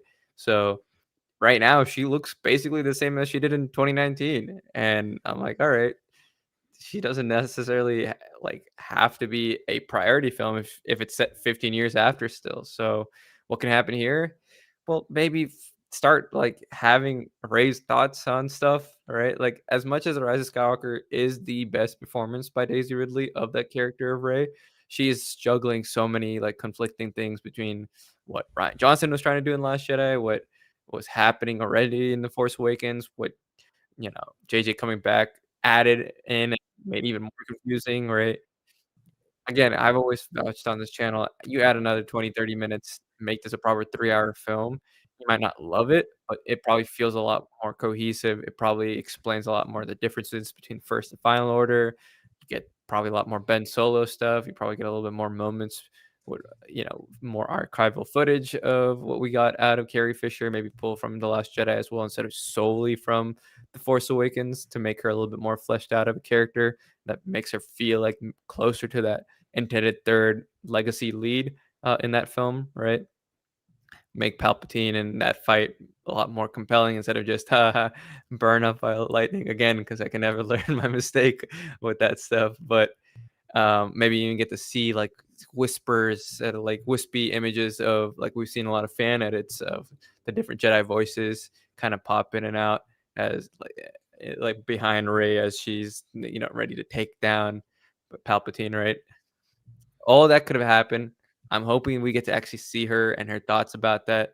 I hope we get to see some interesting questions raised about the entire life force of Ben being transferred into her, and if she's simply Ray continued, or she like Ray 2.0, or she's now both truly a Skywalker in some ways because she has the force of the Skywalkers, or some maybe do some crazy thing with the midichlorians. I don't know. Just go crazy with it. Like have her examine everything that happened between episode 7, 8, and 9. Everything that she's kind of left with. What are the pieces that she's going to take forward now? With the old Jedi text that she's got from taking it from the tree in the Last Jedi. Like there's a lot of stepping stones that can happen here. I think this is a great way for her to and Finn to talk about what they're planning on doing. Obviously, this could be a nice way to almost connect to the Finn Janna book that we're getting to. I think this is a good place to like set up like where the three leads go. I don't expect them to all kind of stick together, right? Especially with their being so young, right? They're all. I mean, I guess you could say Poe is closer to a Han Solo age, and it's more Finn and Ray that are like similar age wise. But Ray is a completely open book. Finn's a completely open book, right? And you can see where they can go from here. I'd love for her to do some initial training, and maybe her and Finn agree that like this is good. I've gotten both of us to a good place right now, but the galaxy needs us in different ways, right? And I'd love to see Finn be able to be like I can't forget about the First Order stormtroopers, right? That are now having their awakenings, like me, like Jana, and you know are kind of rising up in different cells. Like we could lead them, we could turn this around, we can undo the damage of the First Order, and that lets him, like I say, be a little bit more of that militant Jedi and not necessarily rehash a lot of what the EU does, where you have Jedi that once they start becoming more militant, they're inherently wrong. This would be more of a redemption sort of military story, which I think would be really cool and interesting for Finn, and actually let him have his full potential be played out. Another thing that should have been there in an extra 20, 30 minutes of the film, having Finn more properly use the Force, right? That would have been great to see there. So there's a great chance for that book to handle that, and just set the bones for where Ray's going and what the state of the galaxy is. Maybe give us a little bit of like an understanding of what's going to happen before Starfighter comes out. Like, is there a new Republic? Or is the First Order and Final Order fighting each other? Are they coalesced? Are there just like different solar systems that are kind of becoming their own independent confederacies and their own independent states of sorts, right? There's a lot of ways to look about it. I just don't really see a properly unified galaxy happening. And I think this would be a great chance in the couple of years after the Rise of Skywalker for Rey to like kind of just process everything that happened, explain it in her own words, and then set up herself, all these other characters, maybe even tease stuff with Gosling's characters, maybe looking for more stuff from Luke's abandoned, destroyed Jedi Order. Like there's just so many things. I love for this to be a book about just understanding that the sequel trilogy doesn't always feel super cohesive for people, but you can make a character who is central to it all actually have their opinion be very clearly stated and explained, and that becomes almost like a soft new resetting of the status quo, and then allows that character to then just truly be themselves, and allows Finn to be himself, allows Poe to just be a little bit more in New Republic Navy or whatever exists of that. Let them start, right? Let them explore their legacies that are by blood, by military, by whatever it is, and then let them take those first steps. Have a fun story, have fun couple of villains. I'm sure that could happen, but I'd love this to just be more of just an examination of just who they are after everything that's been so life changing for them in basically just 2 years. Yeah, no, and I would love that too. I think just continuing to flesh out the stakes of Rise of Skywalker is something that has really, I think, continued to let that film just fall by the wayside. I mean, not only was it the worst reviewed Star Wars movie of the three, but it has had zero real impact because there's been nothing that's come out of it, right? It just ends.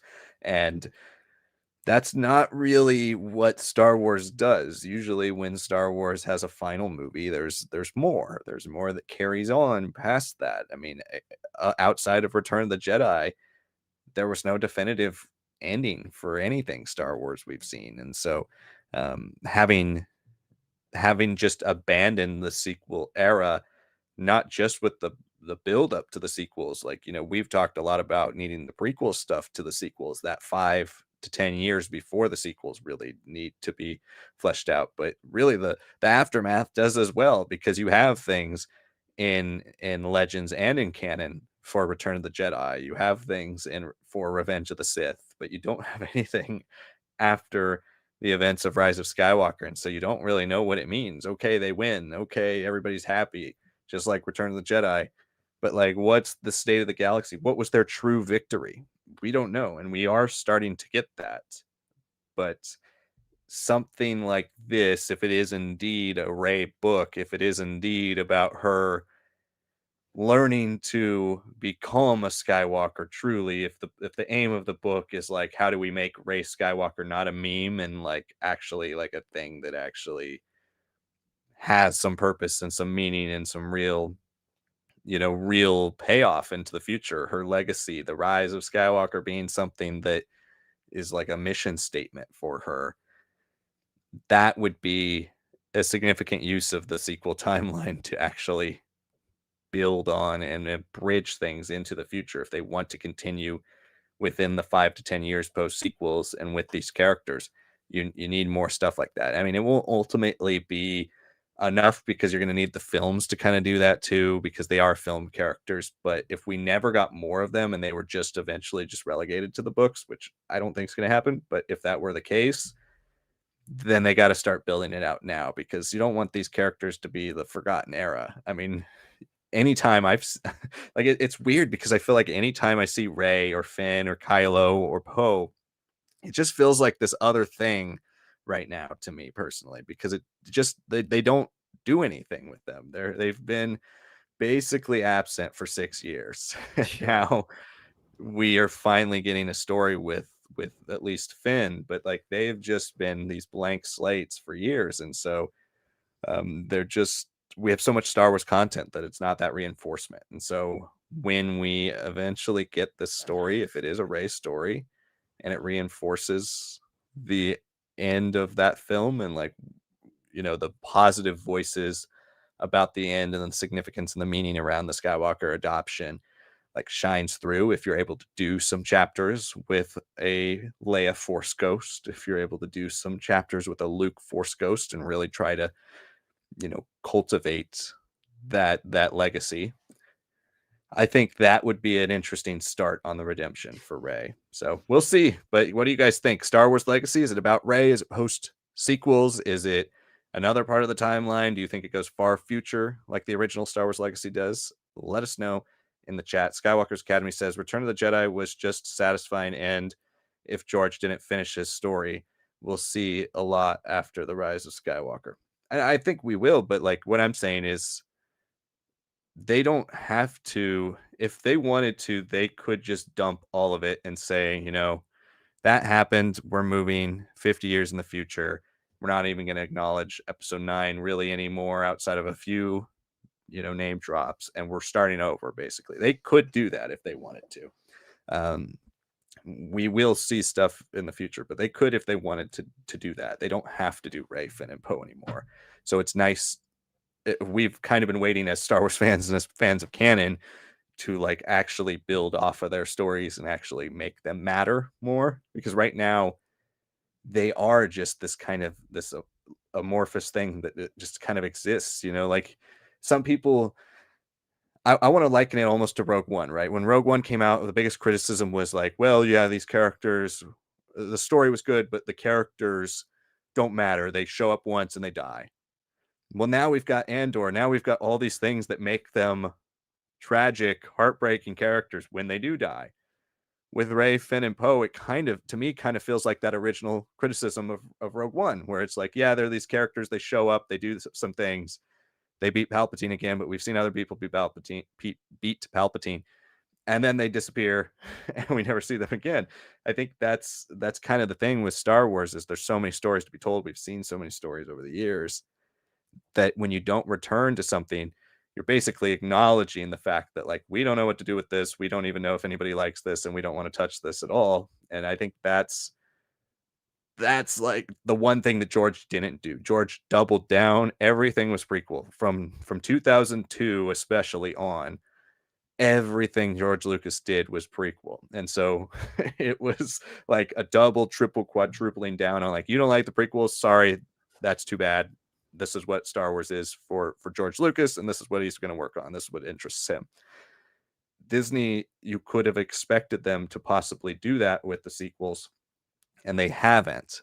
And I think it's for better and for worse, right? If in some ways it's helped Star Wars find new avenues and new growth outside of the episodic movies, which is very important for the future and health of the franchise, right?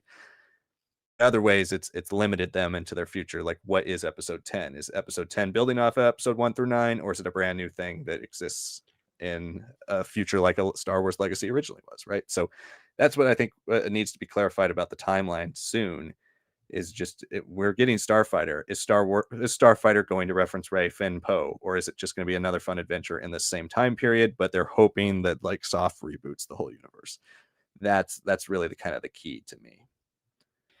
Yeah, and to that final point, I think it will just be its own adventure, but will we get a cameo? I think it'd be like pointless not to. Like, why not just be like, yeah, we're filming most of this stuff in the UK and Pinewood, anyways, right? Like, we can just get like a couple of scenes captured of at least Ray, right? Bam, there you go. It doesn't even have to be. I'm not saying start having like post credit scenes with Star Wars. I don't know how I'd feel about that. I think I'm fine holding off on something like that from happening. But if you have her like just appear in the final sequence, be the one like taking the child or whatever, right? There's been some rumors too of like Amy Adams' character being a former member of Luke's Jedi Order and all that. Like there seems like there is like at least the Force kind of stories will have Ray until a New Jedi Order at least cameo, at least be a voice, a guidance, like a Northern Star of sorts, right? So very almost EU Luke in that sense, but EU Luke was in a book and he could just jump into any part of the galaxy and meet with people and do these incredible things where he shows off his feats with the Force to convince people to join him. Ray canonically probably is gonna have a lot of trouble being like, "Hey guys, I'm a Skywalker," and people will be like, "I'm already mixed on that, buddy, because you guys go crazy every other generation." And then she's like, "Oh, I'm a Palpatine." If I tell anybody that, that'll go crazy too. And we've seen how Ken has handled like Leia having to keep Vader secret for so long. And Legends, I don't think if they ever really revealed that Leia and Luke are children of Vader. I don't know if they do, but if they do, they're not really like it's not really a big deal. Canon makes it a pretty big deal, and why wouldn't it? Like, this is the probably the biggest mass murderer that the galaxy has seen in, like, 200, 300 years, right? Just, walking around, stalking his prey and all that, so what Rey's gotta do now is, like, deal with her legacy, deal with who she is as an individual, who she is, what she's accepted, being adopted basically by Luke and Leia, her two masters, in that final sequence there, right on Tatooine. A lot of cool things that can be happening here, and then like just the fallout of like what did Luke achieve, what did Leia achieve, what did Han achieve, referencing stuff there too, so that we can start building out that proper 30 years as well. A lot of stuff that'll happen there, and I get what you're saying, Skyward Academy. Like Disney will never drop the sequels. 100% correct. It's just that, like we talked about on our clipped video that came out last week and on the last stream that we had, the Metaverse exploding in popularity, the conditions of being at home because of COVID and streaming kind of being the only way to get like movie level stuff to come out. It just made it so hard once you see a big success that can like get everybody away from being distracted from everything that happens in episode 9. Even if you love the sequels, a lot of people didn't love the direction after The Last Jedi, right? A lot of people didn't love the direction after The Force Awakens. A lot of people just didn't love what episode 9 fused together and threw in together, right? So why wouldn't you go for Baby Yoda? And I mean, people forget this, right? Well, we saw force healing be used by Grogu before we saw it be used by Rey, and one got way better reception as a whole, right? And it's like, yeah, well, why wouldn't you wanna take something that's a new property that's gotten everyone's attention? The conditions are right for us to just flesh out the story episodically and all that. 100%. I can understand that, but that becoming such a big thing, right? Also just made it so much harder for them to just be like, "Yo, I'm ready to, like, start working on the sequels," and all that. Like, that almost became a thing that people are like, "Oh, this is the real sequels to me. I'm not gonna watch anything else." Like, at the peak of Filoni and Favreau, like, fandom, right? People were like, "These are the saviors of Star Wars. These should be, like, the new heads of Lucasfilm." Obviously, we don't sit in that world anymore in the last couple of years, but, for a while there, it was like, I remember going to Celebration 22 with Liam. It's like, you couldn't say a wrong thing about those 2, right? Even though there were already some noticeable things about just Favreau's inexperience with TV and Filoniism's kind of already peaking out by season 2. Once they got separated, bam, it's like, oh, suddenly everyone's like, oh, these perfect guys are not so perfect, right? So, but would that have been a great time to have just jumped into the sequel content and fleshing it out? Probably, but they've just been so behind, and they put so much pumped out because of Chapek's orders of like, hey, let's get as much content out as we can. They made the Maniverse probably even bigger than they ever expected to, even if they expected it to be slightly big. All this stuff started sort of happening. It's like, yeah, and yeah, I know what you're saying about like Gendy Tarkovsky's Clone Wars and '08 Clone Wars. Yeah, I mean, the thing is, pre-Disney, we were expecting things to have downtimes during Star Wars, right? Like after the '80s, right? We're like, okay, we have Ewoks and droids of sorts. Okay, we got a couple comics here and there with Crimson Empire and all, but then it was like dead until Thrawn trilogy came out and jumped it up and restarted the whole thing. But it was still quiet. Then the special editions start coming out, then the prequels are announced. The hype ramps up that way. And then once, reception is pretty tepid for the prequels until episode 3, then, we start coming down. Yeah, Lucas was just pumping his own money. That's the thing. Like for him, it wasn't necessarily just a business. It was a franchise. It was a ongoing story that he had spent his entire life on. For Disney, like they're like, yeah, that's true, but we have stockholders that we have to, be cognizant of and kind of appease more than just the general fans that have been around for 20, 30 years, right? So they want to do these big things. They want to make live action shows, not just be stuck with animation as like the smartest way or easiest way to continue the story. They want to sell books and they want to make the sequel better, but they also have to succeed. George Lucas didn't necessarily have to succeed. He would just be like, "I'm making what I wanna make." Like, obviously, he gave up Star Wars because he got tired, he was old, and he just didn't wanna deal with making more with how toxic the fandom can be at times, but there's no singular figure like that anymore for Star Wars. There's Kathleen to some degree, but she's not George Lucas. She's not creatively writing stories and stuff like that, so now it's like, well, you have to make the best product. It kinda was what a lot of the EU writers were doing in the '90s and all that, but now it's just like, yeah, yeah, I don't know. I think it's gonna be big. It's gonna be a big change, but I'm hoping now, especially having read like Legacy of Vader and stuff like that, and that's done so much for me, honestly, with Kylo Ren's character besides 8 and 9.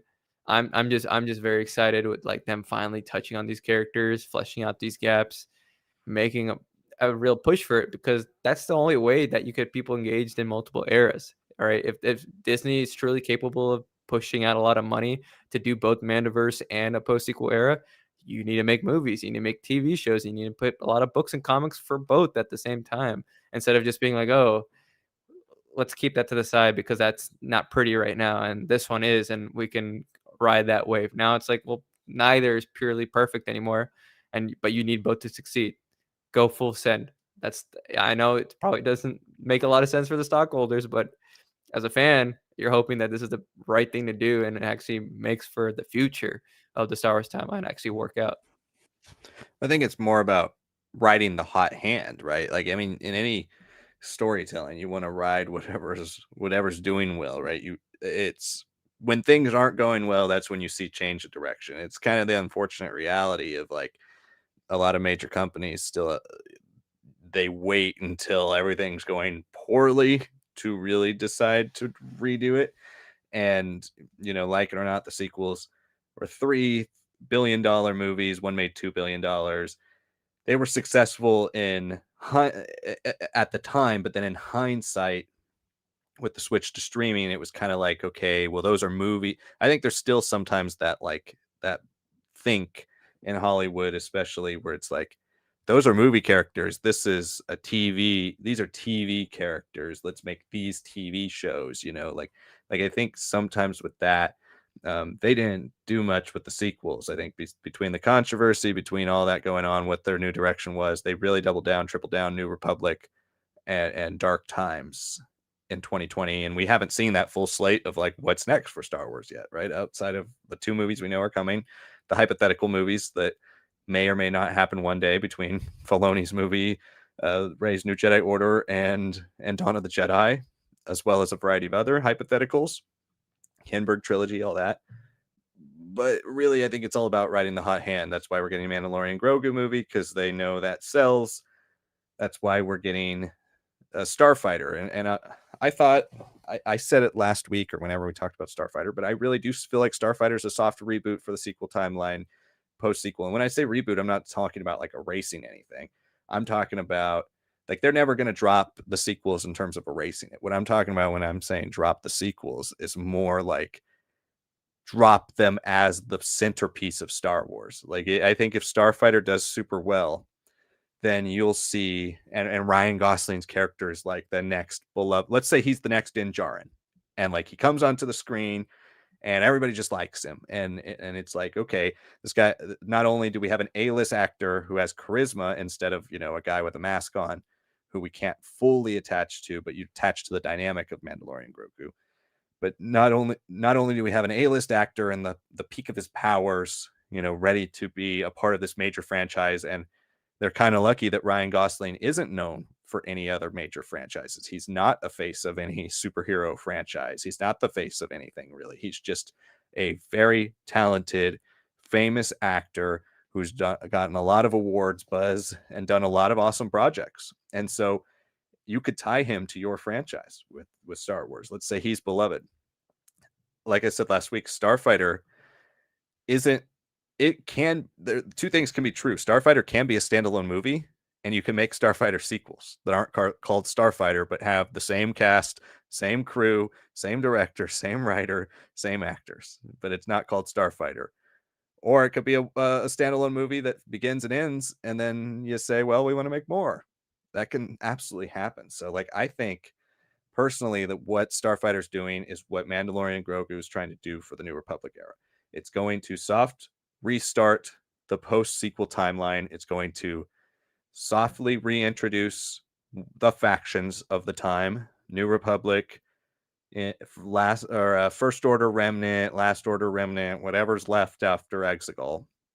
Softly reintroduce all that, softly reintroduce the underworld. It's going to softly reintroduce all these things in the backdrop of this fun, epic adventure that maybe has ties to Luke, that maybe has ties to original trilogy, has ties to sequel trilogy, has ties to all these things, but it's not like a part of them. You don't need to have watched all those things to know what's going on in Starfighter, right? I think that's what they're going to do with Starfighter. I really do. I think they are going to take that and use it as a way to remind the audience what's going on, but tell its own story. And if people fall in love with Ryan Gosling, then in movie 2, Ryan Gosling can team up with Poe, and you have Poe in as a supporting role. And then if people really love Poe again, because I don't think anybody really hates Poe. Poe is just, he's kind of the like level of the sequels. He doesn't change really at all in those movies. He has most of the same arc, and he is a fun character that does cool things. Like that's kind of who he was. It's how he was started in The Force Awakens, supposed to die. They brought him back because it was Oscar Isaac and he was cool. Then in The Last Jedi, he has a little bit bigger arc, but in Rise of Skywalker, he doesn't really do. It's the same thing he does in all the other movies. So that's the most stagnant character. You bring him in as a supporting character. He's already a supporting character in the sequels. Then maybe you slowly by then have Rey and Finn and other content. You reintroduce Finn, you reintroduce Rey, because Rey's the big one. Like Rey's the face of everything that people don't like about Star Wars sequels. Rey is also the face of the Star Wars sequels. So like everything with her, all the legacy of the Jedi, everything that's moving on from Luke to her, like all of that is through Rey. And so Rey, I think, is like the last one you introduce, but you kind of slowly bring her in. I think that's what they're hoping is to like resurrect the sequels, not in terms of like now all of a sudden everybody will like the sequels. It's more in the sense that like, can we bring these characters and their stories and their connections to our other legacy heroes and the emotion you felt when you saw them with Han in The Force Awakens or something like that? Can we bring that back now, but without the controversy? And I think the only way to do that is to make other things and then sprinkle them in the other things and give them slowly bigger and bigger and bigger roles as Star Wars itself as a brand gets redeemed.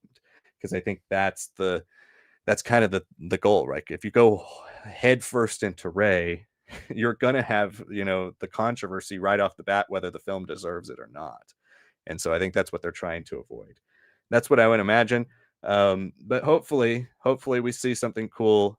Again, don't think they're ever going to drop the sequels as like a piece of Star Wars lore. Like the retcon the sequels thing is dumb. It's never going to happen. But they could drop them in terms of like no more stories for this, because they've already done that for 6 years basically. We haven't gotten any stories. And outside of Disney parks, we have no real connection to the sequels in modern day pop culture. And really, I mean, 6 years is a long time. It's almost a decade. It's on the wrong side of a decade. So it's a long time to be without the characters who were at one point the centerpiece of your Star Wars storytelling. And I think that's what leaves a lot of things to be in question when it comes to the sequels. All right, I think we're going to wrap up our stream pretty soon, but I have some quick hit stories we can run down, some things that we've run out of time to talk about over the last few weeks, a few things that are new this week. But again, if anybody has any last questions, comments, theories, anything you'd like to discuss, send it in to the chat. We'd love to hear from you guys. Appreciate your comments all the time. Thanks, Skywalker's Academy, too, for sending in all your comments about the sequels. Appreciate the conversation. So let's start here with one I wanted to talk about a couple weeks ago, and we didn't get a chance. And this is old news at this point, but I think it's something fun to bring up. So I'm going to run through these stories quickly, and I'll pass it to Senek after for his thoughts. One that stood out the most to him. So Jim Cummings talked about Hondo recently, says that when asked about more Hondo by the direct, he said, I think you're going to have to stay tuned because Hondo is not done yet. Now, a lot of us have all been wanting to see Hondo return. A lot of us have been wanting to see him make his live action debut. Whether it was, I thought there was a strong possibility in something like Book of Boba Fett or in Mandalorian season 3, less so in something like Acolyte or Andor or anything like that. But there was also a possibility in Ahsoka because he's a Filoni character, a Clone Wars character. Could we see him in Ahsoka season 2? He's, ties to the Rebels and all that as well. Maybe that's there. Could it be more animation in the future? The Maul show, anything like that? But we might, according to Jim Cummings, who voices Hondo, we might be seeing more of Hondo in the future. So I love to hear that. I love Hondo. He's such a fun character. Can't wait to see more of him. We also got a comment from Timothy Oliphant, who played Cobb Vanth in The Mandalorian, who says that he's been talking to the Mandalorian showrunners about what's going on with Cobb Vanth and why we haven't seen him in a while. I think it's fun news. I mean, it's kind of a nothing story, right? Until we get more of Cobb Vanth. And I don't know if Cobb Vanth has much more to offer the Star Wars universe outside of protecting his little town, right? Fun cameo, fun connection in the books, but he's just the sheriff of his town, right? Uh, I don't know if we need to see more of him, but I do like Timothy Oliphant. I do like Cobb Vanth. If we saw more of him in the future, I think that would be really cool. We had Matthew Stover talking a lot about the Star Wars, the new release of the Star Wars Revenge of the Sith Deluxe Edition, and he recently gave some backstory about writing the book and connecting to everything and all of that, and it's within the Star Wars Revenge of the Sith Deluxe Edition that he says a lot of this stuff. But he talked about a lot about trying to tie in the EU to Revenge of the Sith and how growing up as an EU person, he says from Splinter of the Mind's Eye all the way up to where they were in 2005. And obviously he wrote for Star Wars at the earliest was New Jedi Order, and then continued through his other books and Clone Wars, and then eventually Revenge of the Sith.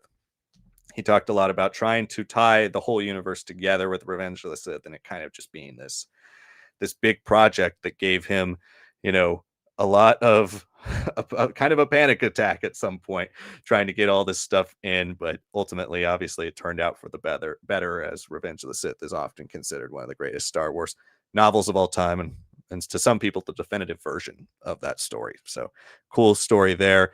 A few weeks ago, we also got the announcement of the Kickstarter for the Art of Star Wars: A New Hope manga, which came out. It looks like a gorgeous collection. I would love it if this got actually made, but looks very, very cool.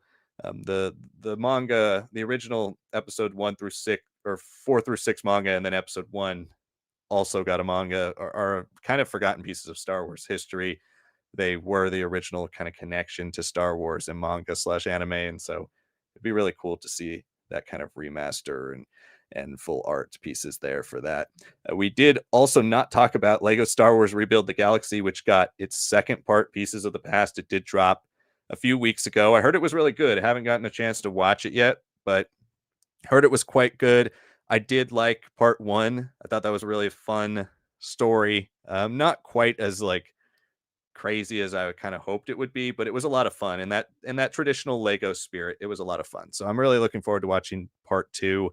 Probably won't get to it until after October because I watch all horror movies pretty much in October, but looking forward to seeing it nonetheless. And then the last piece here to talk about, this was something from a few weeks ago that sounded really cool, and I definitely want to check this out as well. There was a French graphic novel from 2023 called Lucas Wars, and it was about the history of Star Wars and the build up to production, casting of the original trilogy, all of that type of stuff. And we are getting an English adaptation of it, a translation. And so it is coming to the United States, and it is going to be translated into English. I've heard it's very, very good, which is awesome. Comics in general, you don't get too many like biography comics often. The ones I have read, I've really enjoyed. I mean, one of the most iconic ones, obviously, is Mouse, which is basically a biography. Um, but there's also something like Persepolis. There's one that I really enjoyed, Dark Knight, which was a Paul Dini story about the tragic mugging that he endured on his walk home one time, and it really messed him up both mentally and physically, and he had to get back to where he was when he was in the height of his power writing for Batman the Animated Series. That was really, really cool one. But yeah, I'm looking forward to reading Lucas Wars. Sounds really neat, and I'm glad to hear that it's really good. So, out of all those stories, Sonic, which ones stood out to you? And everybody in the chat, let us know which one stood out to you the most as well. I think the Cummings story.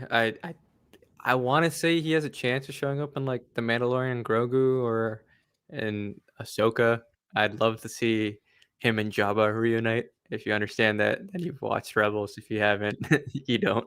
But I'd love to see that happen. The animatronic's fantastic, but I'd love to see it like played out by an actor, and Cummings provide this. I mean, it was fun as a voice for the version that we got in the expansion pack for Star Wars Outlaws. So, and I thought it was a little bit better than the first one. I thought the Lando voice wasn't too great, but at least, like, it felt like Lando by the end, but it was instant with the Honda that we got and his dynamic okay and everything. It felt fun, it felt pure, and I'd love to see the underworld, obviously, of this early New Republic era be fleshed out, especially if we're gonna have a Thrawn that's probably gonna use some sorts of factions, if not necessarily Mandalorians, uh, right, or just smugglers and stuff.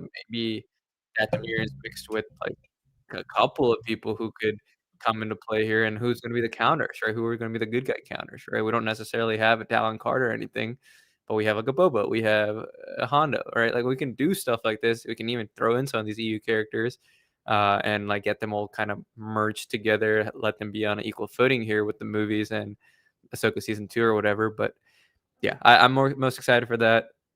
Cobb Vanth, I'd love to have him back just because I think there is still space if they really want to do like a Mando season 4, but just make it a Book of Boba Fett show, right? Make him the new Mandalorian, make the Mandalorian Din Djarin as like the movie character version. Let Boba at least have a proper version of him, right?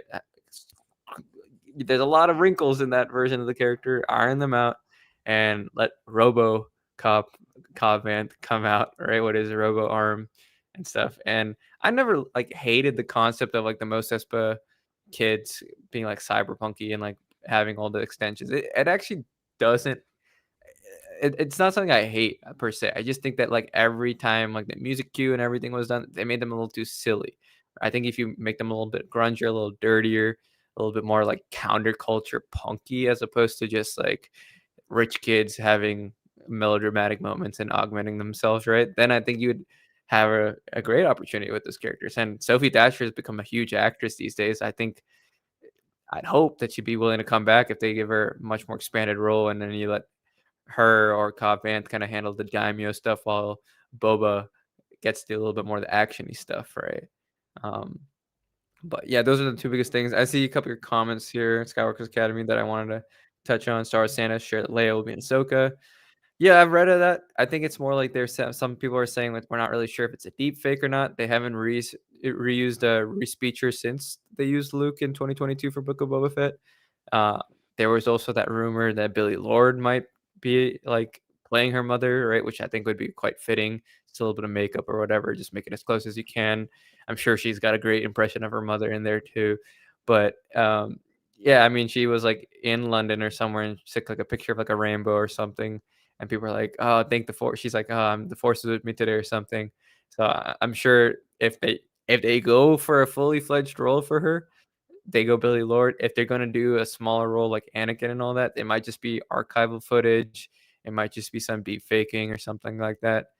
I want her to be a big character, especially with like how she's referenced in the first season and like as getting the bailout for Hera, basically, right? I want her to show up and do stuff. I don't want us to double down on deepfake. I use deepfake where it's needed, right? Like just to de-age someone down a bit, but if it's the same actor or something. But if it's like a totally new performance that needs to be done, enhance and augment it. Use it like as digital prosthetics. Don't use it as like a full replacement, right? I think that's just a waste of talent, a waste of an industry that is now like what stuff like Tilly Norwood, that AI actress that became kind of like a thing. First of all, she's not an actress. She's just something that's a creation, right? Like it's not like a someone that's living and breathing and posting by themselves, right? But yeah, and I hope like you're saying, Skywalker's Academy, that she's big in the movie for sure. I think the question is, how exactly is that movie going to turn out? Is that going to be connected to Mandalorian Grogu, or is it even in play just yet? Is it going to be turned into Mandalorian Grogu 2 or 3 or whatever it is, right?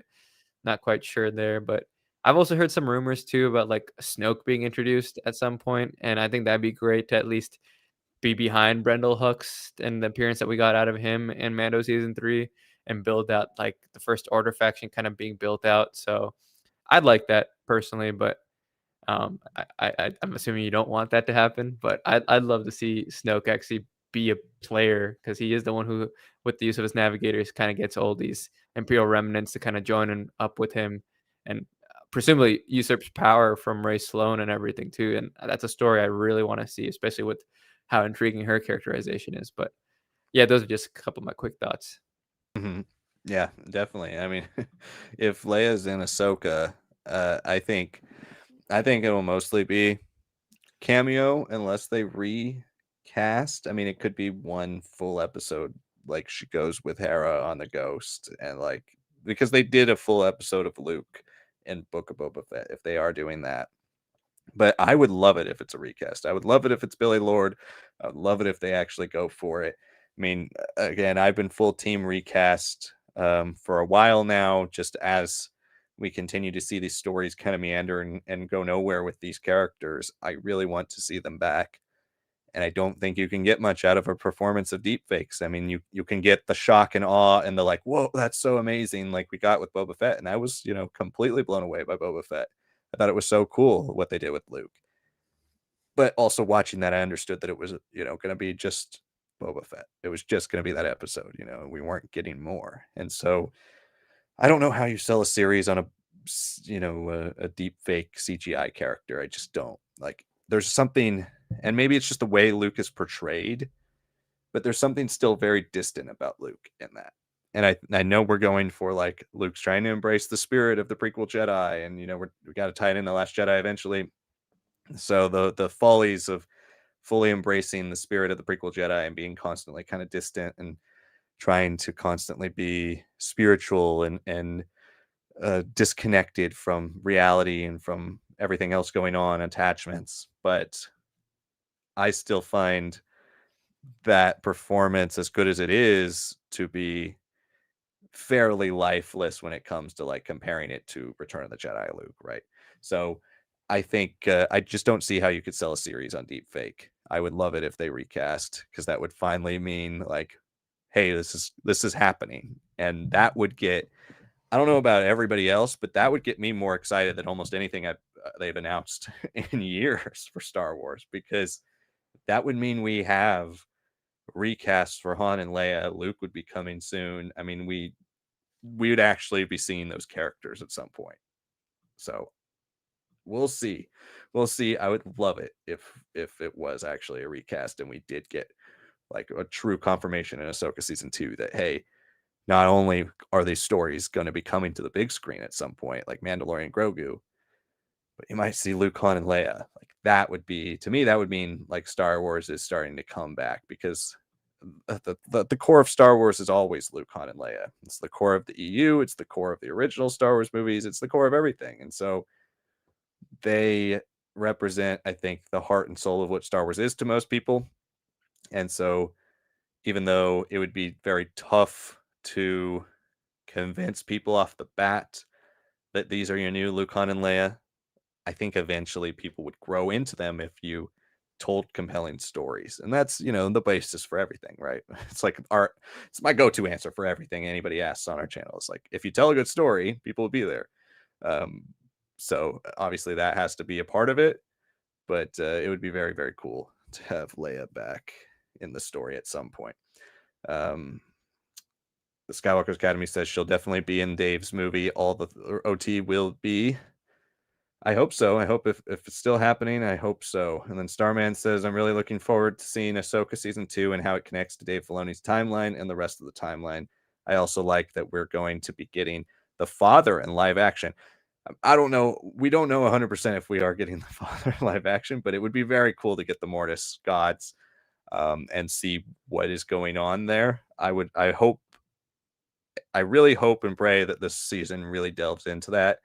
Part of the one of the things that tempered my excitement for that specific storyline a little bit was just the leaked little concept art trailer from Celebration, just purely because I was really hoping to see Ahsoka season 2 would kind of just abandon the Thrawn and New Republic storyline and just fully go Ahsoka, Sabine, Balin on Peridia, and how do we get home and what's going on with Mortis and all the connections there, right? I was hoping they would double, triple down on that. Hopefully, I don't. Obviously, they're not going to do that because we saw the concept art. But hopefully, there's still a core here that really does something cool with the Mortis stuff, rather than just, hey, you remember Mortis? This is another thing that connects to it. Just kind of a wink and a nod. I hope it actually does do something that's significant with that lore, because that's lore that I've always really enjoyed. Being a kid that watched Clone Wars, thought that was mind-boggling when I saw it for the first time, and still really love the Mortis stuff. And I would love it if that continued to be perpetuated. But a lot of times with Mortis, post Clone Wars season 3, we kind of just do like, oh, there's a reference to the son or the daughter or the father, but it's not actually important. So hopefully we do actually get important stories with them. Yeah, I would love to see them. I think we'll get the flashbacks like Skywalker's Academy saying to what we have in Clone Wars, at least for Ahsoka's perspective. I don't think we necessarily get Obi-Wan's flashback, right? I mean, there's also rumors that Ewan might be showing up as older Obi-Wan, right? So maybe he gets to reference his things, and Anakin obviously with Hayden would be cool to see. Undoubtedly, I wanna see more Celestials as a concept. They're very interesting to me, and they're not the only Celestials, right? Like, we've had a lot of crazy Force gods of sorts from even, like, the Alan Moore comics back in the day, right? So, there's always been a strange sense of supernatural amongst the galaxy that isn't explainable to, like, normal Force users, and I'd like to see that play out. Obviously, we've seen like the Zephoglyphs too, and everything that's happening on Peridia, and I wonder if that has any role there, if they had an influence and maybe drove that race mad into the dark side or something. Like, there's very interesting things that you could have the son maybe kind of leak out and do an effect, and the father and the daughter have to rein him in. Obviously, we see the statue with the daughter's face removed. Right? Is her soul in Ahsoka because Ahsoka had that transfer to bring her to life? Right in the arc, there's a lot that could be played up here. I don't know if they necessarily have to stay in flashbacks. I think they could some form of the son and the father could exist within like the temple, the shining temple light that we see at the very end with Balin. Balin seems like he might be replacing the son, at least in that position, or at the start before trying to usurp completely from what the father has. It'll be all very, very cool to see play out. Um, I don't know how much that's gonna, play out in the story, like, with them specifically versus all the stuff that's gonna happen on Peridia, picking up the pieces. We still have Shin with the roving marauders and all that. Like, there's a lot of stuff that has to go on here. A lot of that's going on with Sabine and her training. Just how much will be conclusively told about them, I'm not sure, right? And I don't know how much space there's gonna be for flashbacks, but if these are longer episodes, I think we can pull it off, right? It's just, will the longer episodes be allowing for the Peridia story to be like the 60-40, 70-30 split? Or are we going to get like a proper 50-50 split with Ezra telling his whole story, feeding the underlying story and the stakes of the New Republic, what's shaping up, what's Thrawn already been doing in the galaxy before a full out assault by him, what he's able to achieve, what Hare's able to achieve. We know Akbar is going to show up in season 2. Like, there's a lot of characters for this season. It's almost going to be like a big movie. I'm excited for it, but I hope every episode is at minimum 40 minutes without credits. Like, that's truly, the more I hear about it, the more I look at the leak doc, the more I'm like, wow, like there's a lot of characters and elements of story in play here, and I want to see all of it happen. But if it for it to all happen the way I want to, they need to be longer episodes for sure. I hope they are. I really do. And that's going to wrap up our stream tonight, everybody. Thank you so much for joining us, for all the questions, the comments. Thanks to everybody who brought stuff up for the tonight stream.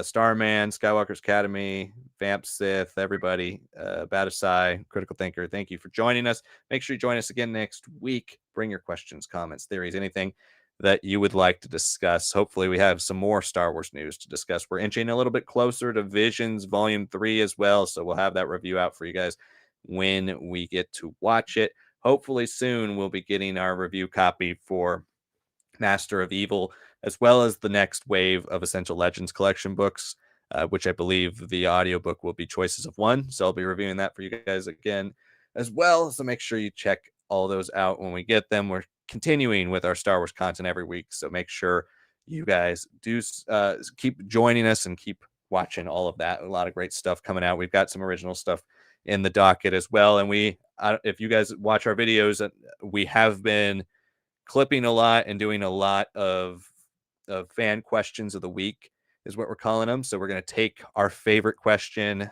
from the previous week and clip it out into a video of its own. So if you want to be the fan who gets the fan question of the week, keep joining us. Keep sending in your questions. Keep commenting and joining us for the discussion. We love to hear your guys' thoughts and get to hear what you guys think about all these different things. So make sure you keep joining us every week. Shorts every week.